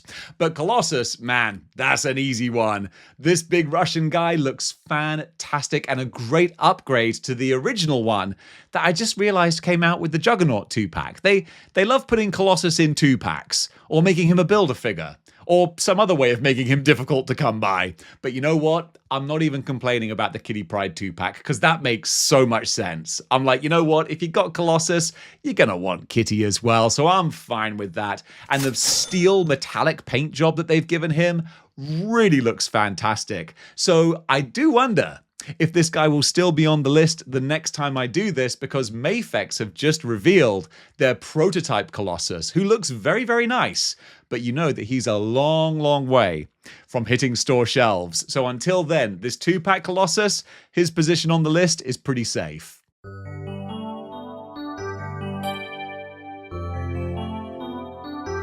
Psylocke now, Betsy Braddock, and we are living in the age of Marvel Gamerverse. Finally, what a time to be an action figure collector. We're getting those Marvel vs. Capcom figures, and Psylocke was without a doubt one of the standouts from the original wave. She looks phenomenal.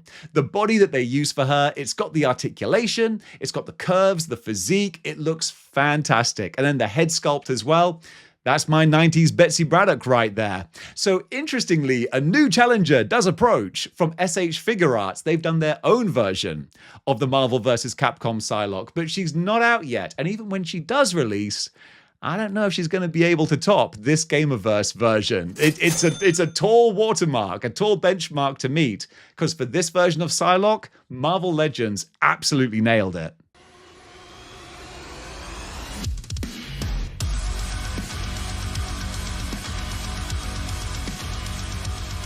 And now the amazing Nightcrawler.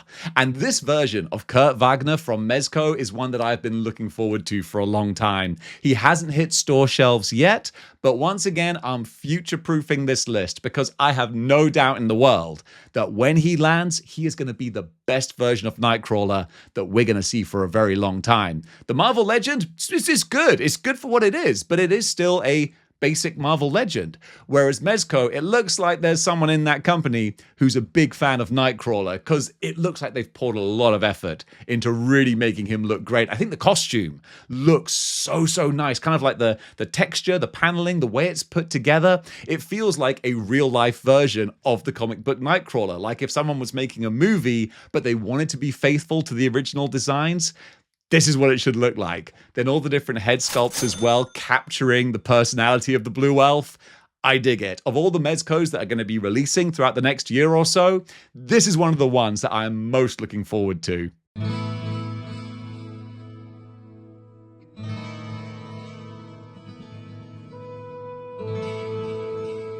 And now, Sher, we got ourselves the old Cajun swamp rat. They call him the Gambit. I just recently watched Deadpool and Wolverine again, and even though it's still not one of my favorite Marvel movies, I liked it more than I expected to. And you know what? Something that I knew I was going to like and did was the Mafex Gambit. This is peak Mafex, I feel. This is them doing what they do best. The articulation of the figure, fantastic. That was never going to be in question. But then the quality of the soft goods trench coat, wonderful. And then the popping metallic paint on his armor and the huge big kinetic playing card effects. Just wonderful, wonderful stuff. Such a dynamic figure to pose on the shelf. And if you wanted a more brightly colored, animated sort of look to the character, they re-released this in those colors. So he's got more of like the blue and the more popping kind of pink and the sort of an orangey kind of jacket. It's not the aesthetic I'd want to go for. I want to go for more of that classic early 90s Jim Lee kind of vibe. But if you wanted that bolder look to the character, then he's available right now. So I think for this one, for this list, I'm going to have to be strict and say, nah, the one I'm going to pick is the OG. But the fact that we've got a new version that's bringing something different to the table, it's a good time to be a Gambit fan.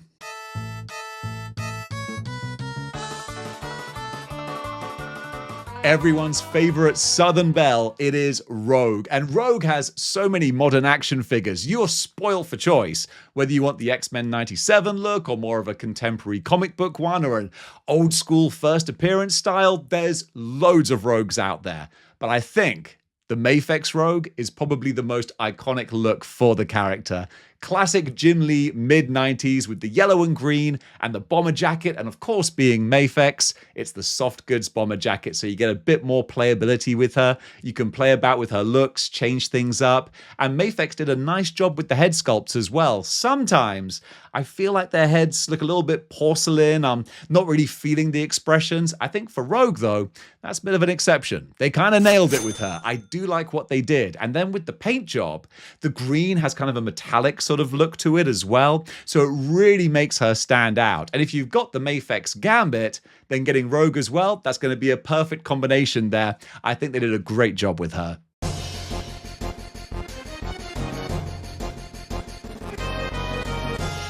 Aurora Monroe, the weather goddess Storm. I was a little bit torn here because there are two different action figures with two very distinct looks. I'm going to have to go with the Mafex Storm in her classic white Jim Lee costume. That's my 90s Storm right there. That's my X-Men 92 animated series. That's my peak, especially with a Marvel vs. Capcom kind of display. That's the look that she's going to have. That's the look that you're going to want. But also, a big piece of my heart belongs to the classic first appearance Storm. And we recently got a great version of that costume in an X-Men 97 2-pack with Wolverine. So if you prefer that black swimsuit kind of look to the character, then that is going to be the best one to go for. But for me, you know, I'm so deeply rooted in the 90s, it's got to be the white costume. Therefore, Mafex is going to be the winner.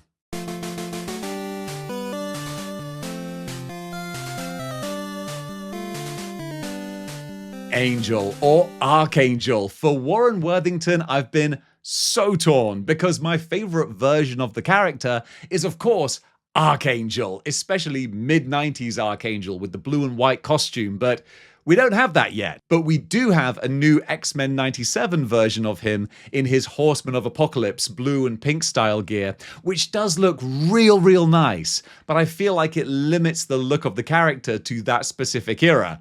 But then again, I want one that limits him to a specific era as well, so who am I to complain? I think the best version of Warren Worthington, though, is the deluxe Feather-Winged Angel that came out a couple of years ago. I think aesthetically, that is a great generic kind of angel, but the problem is, it's not the badass Archangel version, and that's the one I want. So even though the most modern one is based on the animated style, I feel like it doesn't look so animated that it would be out of place in a 616 display. So with that being the case, I'm going to say that that is my pick for the best Archangel.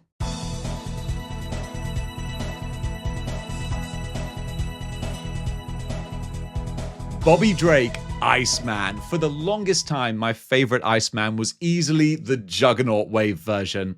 A lot of people weren't so keen on him. I thought he was great. I love the sculpt with the hair and the details and the kind of spikes and texture of the ice. I thought it looked wonderful. And then Mafex came along and went, hey, how about we give you the definitive classic Iceman? That's what they did. And Bayek, he looks really great. He looks like a Fox's Glacier Mint, and I say that in the best, most complimentary way. He looks like he's made of ice, and it's fantastic. I really want to add this guy to the collection, because with his accessories as well, the ice slide and the different head sculpts, and the way that they've done the different hair as well to give you different eras of Iceman, he looks the business. So even though my heart might always belong with the Juggernaut Wave version, I think this Mafex one is easily the best version of Bobby Drake you're ever going to find. Until the next one.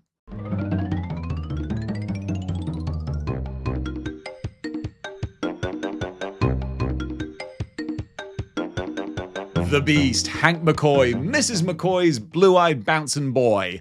We have just had the X-Men 97 Beast revealed, and he looks good, and I was very tempted to put him on the list because he's got the backpack and a few nice optional extras, but you know what? He's too animated. He's too dedicated to the animated style.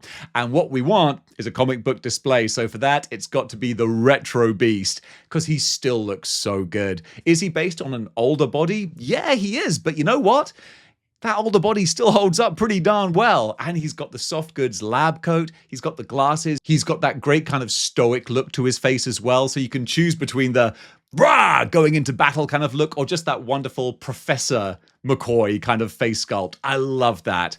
With all of the beakers and vials as well, this still stands out to me as the best version of Hank McCoy. The 97 one is new and flashy and nice, but man, it still doesn't beat the retro.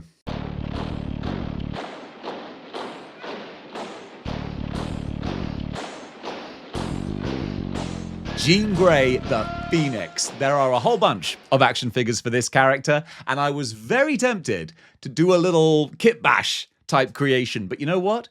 I'm not going to. Why? Because the Marvel Legends Deluxe Phoenix actually nails the character perfectly. When I originally saw this, I thought to myself, you know what I want to do? I want to get this figure with the beautiful fiery Phoenix base, and then also buy the Mafex Phoenix with money that I somehow imagined I was going to magically have, and then put the Mafex Jean Grey on that base to make the ultimate version. And then you know what happened? I bought the Marvel Legends Deluxe Jean Grey and realized, oh no, wait, this is peak. I don't even need the Mafex. Their Jean Grey is beautiful. They did such a great job on this character. The body that they used for her is just right. It's got the new modern articulation. The costume looks great. It's so well done. And then the different face sculpts, they've got that fiery passion that the character should have. I didn't need to upgrade to the Mafex because you could argue it's not even an upgrade. Marvel Legends absolutely nailed this, fresh out of the box, no improvements required. This is the perfect Jean Grey. The leader of the X-Men, Scott Summers, he's had a little bit of a renaissance over the last couple of years, and I think a lot of people have a whole lot more appreciation for this character, and I love to see that. And I think that the best representation for him in action figure form is the Mezco Cyclops, which I know is going to have a lot of disagreements as well, because Mezco do what they often do, and they reinterpreted his costume. So they took away the yellow underpants, they added some piping and paneling to the figure. I like it, but I also understand why other people don't. You want to go for a more classic kind of design. And with that in mind, you could always go for the very new SH Figure Arts Gamerverse version of Cyclops, which has that wonderful, bright, bold 90s look to him. It's a fun figure and a good aesthetic, but also it's got a few caveats as well. It's not perfect. Whereas with the Mezco, if you don't mind looking past the changes, all the soft goods, all the blast effects, the posing opportunities you can have with him, there's so much you can do with this Cyclops. It's hard for me to argue against him. So even though it's not the classic Jim Lee look, it's definitely my favorite.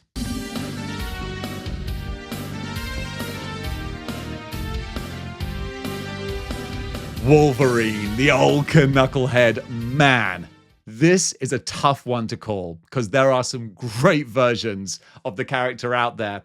Previously on Model Behavior, it was the Mezco Wolverine for me. That was the ultimate definitive version of the character. And you know what? For me, for my opinion, I think he might still be. I really love that Wolverine. A lot of people have problems with him though, and I understand. The proportions, the sizes, they're way off compared to other characters in the Mezco line.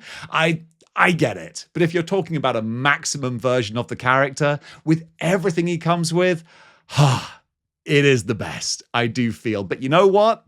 I'll throw in another one as well because there is so much love right now for the Gamerverse Wolverine. He came in the 2-pack with Silver Samurai, and even if you didn't want Silver Samurai, who was a okay figure, that Wolverine was worth the price of admission. Marvel Legends did a really fantastic job of taking the Capcom design and remaking it, but also tweaking it just enough that he does actually kind of still fit with a regular Marvel Legends 616 display.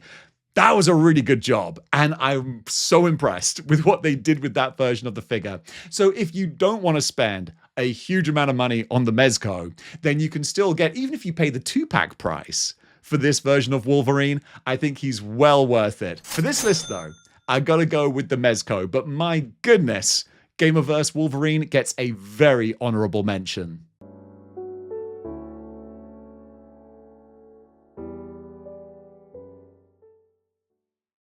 A Spider-Man villain who might not be one of the biggest and baddest, but man, the action figure is a whole lot of fun. It is the Grizzly. And this is one of those action figures where you can argue, Dave, is he really a top 100 essential Marvel character? The answer is most likely no. But hear me out. I really like him because he's a giant man in a bear costume. Come on, this is what Marvel Legends do best. Taking stupid goober characters and putting a huge amount of effort into making action figures for them. I love this action figure. I love the fact that we have it, that it exists, and he looks as elaborate as he does. That human head with the bear mask over it, like, it's phenomenally well sculpted and painted. And then he's got the gold bars, the money bag. So much fun to have in a display, have Spider-Man swinging around trying to battle and capture. I absolutely love it. Whether he's important or not, the Grizzly's going on this list.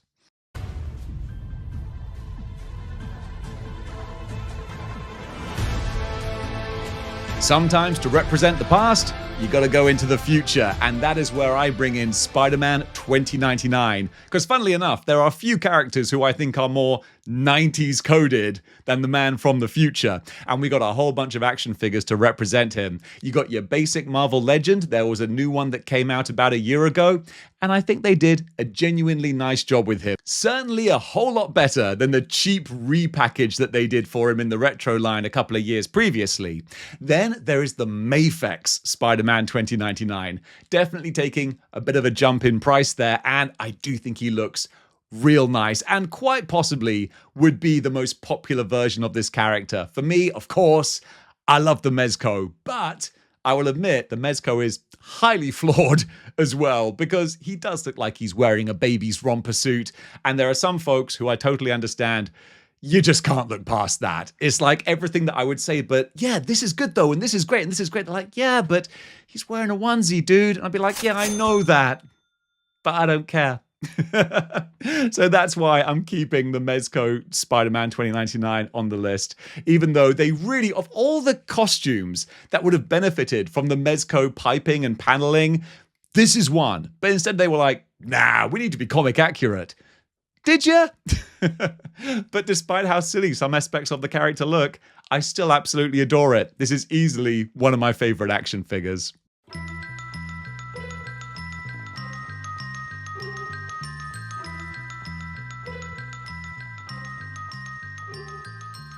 the living vampire Morbius, one of the unsung heroes of the Mezco line, I feel. I bought this guy on a whim, really cheap, because even I have to admit that when Mezco showed him off and he went up for pre-order, I was like, I don't really care about Morbius that much. I'm not a big fan. I don't need him. It's fine. And then it wasn't until much, much later I saw him on sale for a ridiculous price. I was like, yeah, go on then. I'll treat myself. It's a Mezco. I mean, Mezco's like pizza. Even when it's not great, it's still pretty good. And then I opened the box. I was like, holy potatoes. Who at Mezco put so much work into Morbius? This guy is phenomenal. The different head sculpts are so detailed, especially his wide open mouth kind of look. Oh, so good. The texture on the costume, it's got this wonderful kind of like paint splatter effect almost, but it makes it feel so kind of real and tangible. And then he literally has light up accessories. I never would have thought of that. So he's got his electronic briefcase that has all of his science stuff in there that lights up and spins around. So much more effort than I would have ever imagined someone putting into Morbius. But you know what? They did. And I'm so pleased because it's an amazing action figure.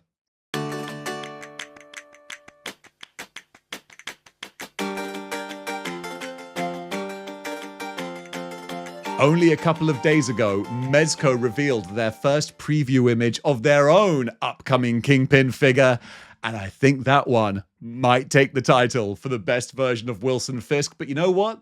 It's too early on. The game is not even started yet, so I cannot say that this is better than the Marvel Legends Retro Kingpin because that figure is just wonderful. It was everything that I wanted from Marvel Legends for this character at the time. But man, you know, I wear my Mezco love on my sleeve. So as soon as we get more pictures of this guy, whenever the pre-orders go up, I think it would take a heck of a lot of willpower for me to not want to put down a pre-order for this. And you know what?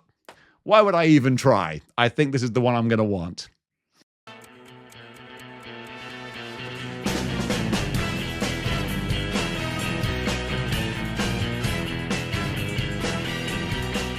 A Spider-Man classic bad guy, we got the Scorpion. And the retro carded Scorpion in the bright green colors and the bendy wire tail, yeah, he's wonderful. Plus, of course, it's a very 90s kind of design.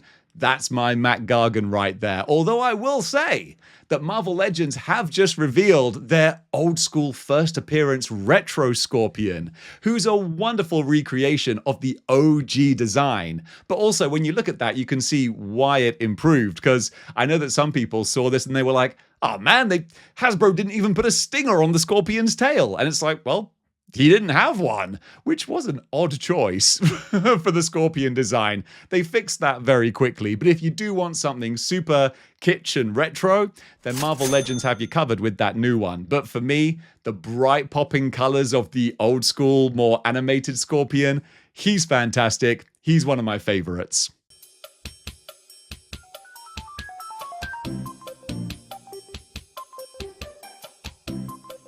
It's the Rhino! Oh, Marvel Legends. I tell you what, you can complain and gripe and grumble when they will just repaint and re-release a figure, but man, when they do it as pretty as the Rhino, how can I be mad at you? So the Rhino Build-A-Figure was a grail for a lot of people, including myself. Very hard to come by. Especially, I think it was his left arm, for whatever reason, was like gold dust. So finally, they gave us a re-released version on a retro card, but they made it worth double dipping. If you had the original, they provided a brand new pair of heads, both of which had such great sculpt work, so much character in them, looked phenomenal. Then he had an extra pair of hands as well, but really I feel it was the paint job. The dry brushing on the Rhino, that really made his skin look like hide. It was great. Then he's so poseable, got the wonderful ankle rockers so you can have him in a running, charging pose and he will stand up. I absolutely adore this. Maybe one day we'll get a new version with all sorts of improvements, but it's hard for me to envision what they might include, because honestly, this version of the Rhino is pretty much perfect.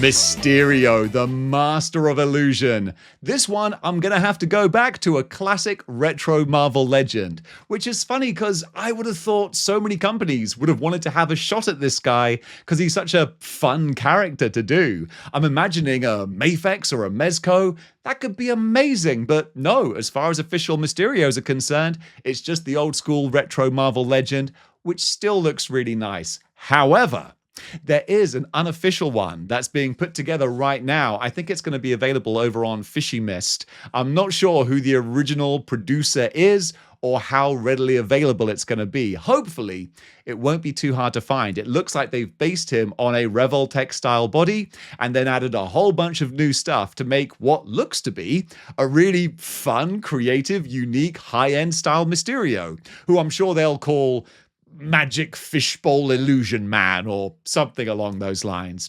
So if you want to go official, it's the Marvel Retro. But if you wanted to go a little bit outside the box, then keep your peepers peeled for that upcoming Mysterio.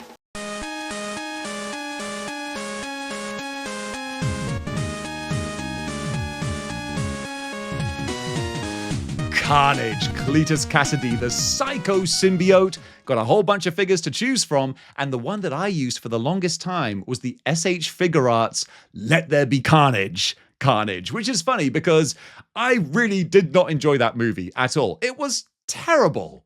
But the version of Carnage visually did look pretty darn cool, and SH Figure Arts did an amazing job of recreating it. The only problem was he was pretty huge compared to Marvel Legends, so I would kind of mentally place him as like the Monster Carnage version. But you know what?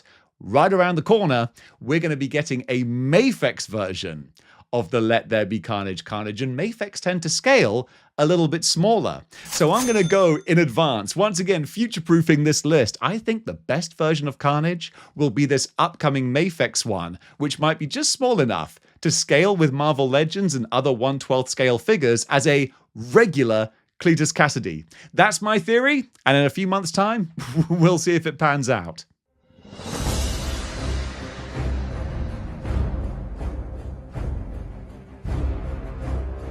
The Sandman. One of my grails when I first started collecting Marvel Legends was the Sandman Build-A-Figure. And you know what? He still looks fantastic. But I want to mix things up a little bit. I want to go a bit more modern, a bit more high-end, and maybe a little bit unofficial. So I am going to include the Remad Sand Mutant, who actually is one of the most recent action figures that I bought. I found him on my travels in Hong Kong, and I really kind of love him. Of course, he's not really comic-based. He's absolutely based on Spider-Man 3. But when you've got the full sand version with the half battle-damaged sand head and the big mallet hands, you know what?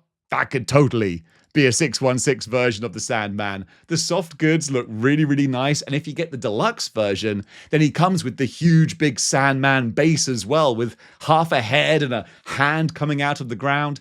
That looks phenomenal. So even though it's not a classic comic book version, if you want possibly the most kind of high-end example of Kane Marco, Remad Toys Sand Mutant, that's going to be the one to go for.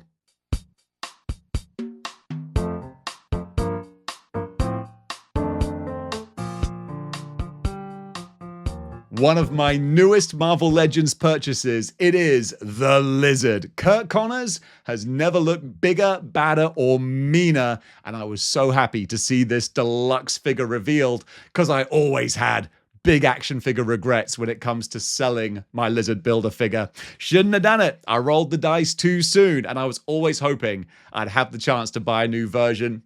And Marvel Legends gave me that, not only re-releasing the figure, but giving us a great Todd McFarlane Torment-style head as well.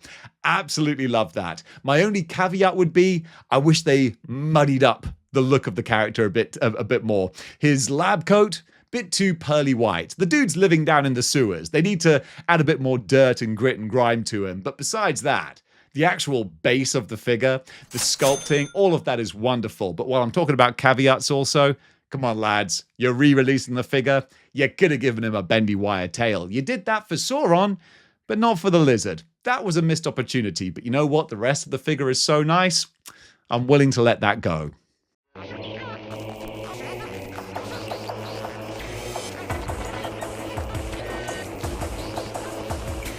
And now we are Venom. And Venom, another one of those characters who has so many different figures to choose from, but I'm going to go super recent and also slightly unofficial with the Mess Toys Venom. And when I say slightly unofficial, I mean completely unlicensed and unofficial, but also very, very cool. As many YouTube reviewers have shown us, this thing is possibly the definitive version of Venom. And look, I'm not going to play favorites with any companies, and to be honest, I think Disney are doing all right for money. So if another independent company wants to go out and make the best looking version of Eddie Brock and the symbiote, I'm going to give them a shout out because, hey, you know what? It might encourage the official license holders to pull their socks up and give us a bit more bang for our buck. Because Marvel Legends, for example, they've given us some lovely Venoms. The 80th anniversary, the Gamerverse version in that bright popping blue. But you know what? I don't think any of those quite hold up to this here Mess Toys with the huge imposing figure, the great articulation, the different accessories. I dare say this is the best Venom out there.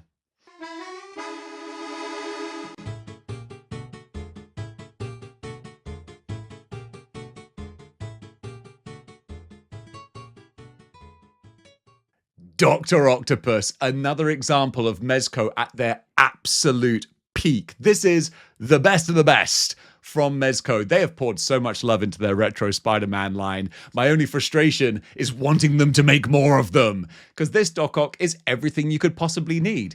3 different sets of interchangeable tentacles, 12 in total, so you can pose him however you want, from the shorter, old school 1960s tentacles to the huge, big, elaborate Eric Larson style ones. Then, talking about different looks, you've got 3 different heads, all with completely different expressions. You got the lab coat you can take on and off, the stand you can put him in, all the different hands as well. This is one of those figures that has so much personality in him. He's so much fun to play about with and pose, and even with his onesie and it being soft goods, he still has enough movement and articulation that you can get real creative with how you display him. I absolutely love this Doc Ock. Between him, the Mezco Spider-Man, and the Green Goblin as well, they've got off to such an amazing start with their retro Spider-Man line. Bring on Mysterio, bring on Kraven, Sandman, Vulture, everything. If Mezco are making it at this standard, I will buy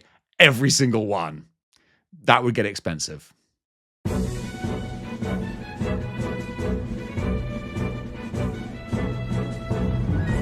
Spider-Man's archenemy, the Green Goblin, Norman Osborn. If someone asked me if an alien landed on Earth and said, Dave, what's this Mezco thing I've been hearing about? This is the figure that I would show them to go, this is what Mezco do. Because it's just peak Mezco. It's beautiful. They've taken the most retro, classic sort of 60s, 70s design of the Green Goblin and just put all of their craftsmanship and skill and also their budget into giving us everything we could ever ask for. So a basic standalone Green Goblin with soft goods and wonderful sculpting and paintwork, yes, it's all there. But then his full armory, not just pumpkin bombs, but the ghosts, the frogs, the most like deep cut Goblin references that even I saw, and I was like, did he throw frogs? Yeah, he did, at least for a while. And then we've got all the different expressions on the face. We've got the unmasked Norman Osborn head, the glider, the blast effects, the stand, everything. It is the best tribute and love letter to the character of the Green Goblin. I absolutely adore this. I cannot see it being topped anytime soon.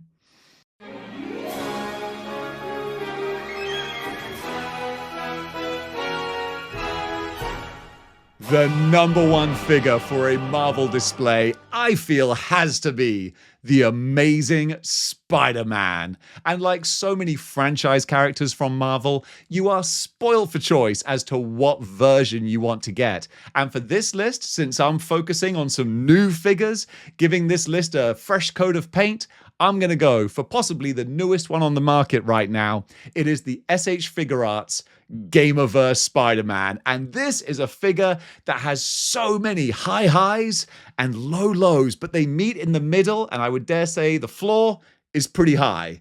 Are those mixed metaphors working? I'm going to go with them regardless. Gamerverse Spider-Man is a perfect aesthetic recreation, I feel, of the Capcom version of Spider-Man, which just radiates 90s nostalgia. It's so bright and popping and colorful and fun. I love this look for the wall crawler. The problems with the figure is that, first of all, the plastic feels a little bit cheap, and that's something that SH Figure Arts seems to have been leaning into recently, which is not a good trend. But if you're just looking at the figure, he looks terrific, as long as you put him in a decent pose, because he is also incredibly over-engineered to the point where they've actually cut off a whole load of articulation just from bad design. So for a character like Spider-Man who's super agile, it baffles me that SH Figure Arts actually took articulation away for seemingly no reason. Now, for all of that griping and grumbling, you might think, well, Dave, that doesn't sound very good. But the thing is, you just have to look at him and see what they've done. And I just think visually, this is my 90s peak Spider-Man right here. And because of that, I'm willing to overlook a whole bunch of flaws because the positives are so great. I still feel that this Spider-Man is pretty amazing. And folks, that does it for my top 100 list of the most essential Marvel action figures. But what did you think about my choices? Comment below and let me know. And of course, I haven't crunched the numbers on what this is going to cost, but I'm going to show you down below what the final tally would be. Hey, what do I always say? What else are you going to spend your money on? Things that make you happy. And certainly having a collection like this, yeah, that would make me pretty happy. So gang, if you enjoyed this episode, a thumbs up would be hugely appreciated. And if you wanted to doubly support the channel, then you could always get a Model Behavior channel membership or buy me a cup of coffee over on Patreon, where I'm doing the As Told by Toys top 100 greatest comic book stories ever, where I'm doing an As Told by Toys episode for all 100 of them. Incredible Hulk Future Imperfect has just gone live. Next, it's going to be the last Iron Fist story, then Love and Rockets, and 97 others. It's an epic journey, but that's a little Brucey bonus for the Patreon supporters. But however you support this show, and if it's just watching till the end, my goodness, that means you've got to be a real one. I'm incredibly grateful. So guys, thank you for your time and attention. And until next time, keep displaying model behavior.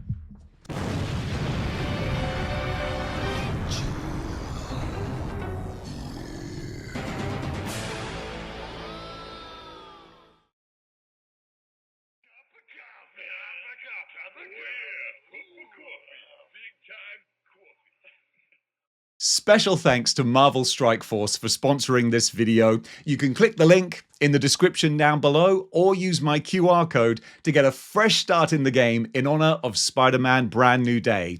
And use the promo code SPIDEY to get Spider-Man and the Hulk and a bunch of rewards to build the strongest squad possible right from the start. So have a great time playing Marvel Strike Force and keep displaying model behavior.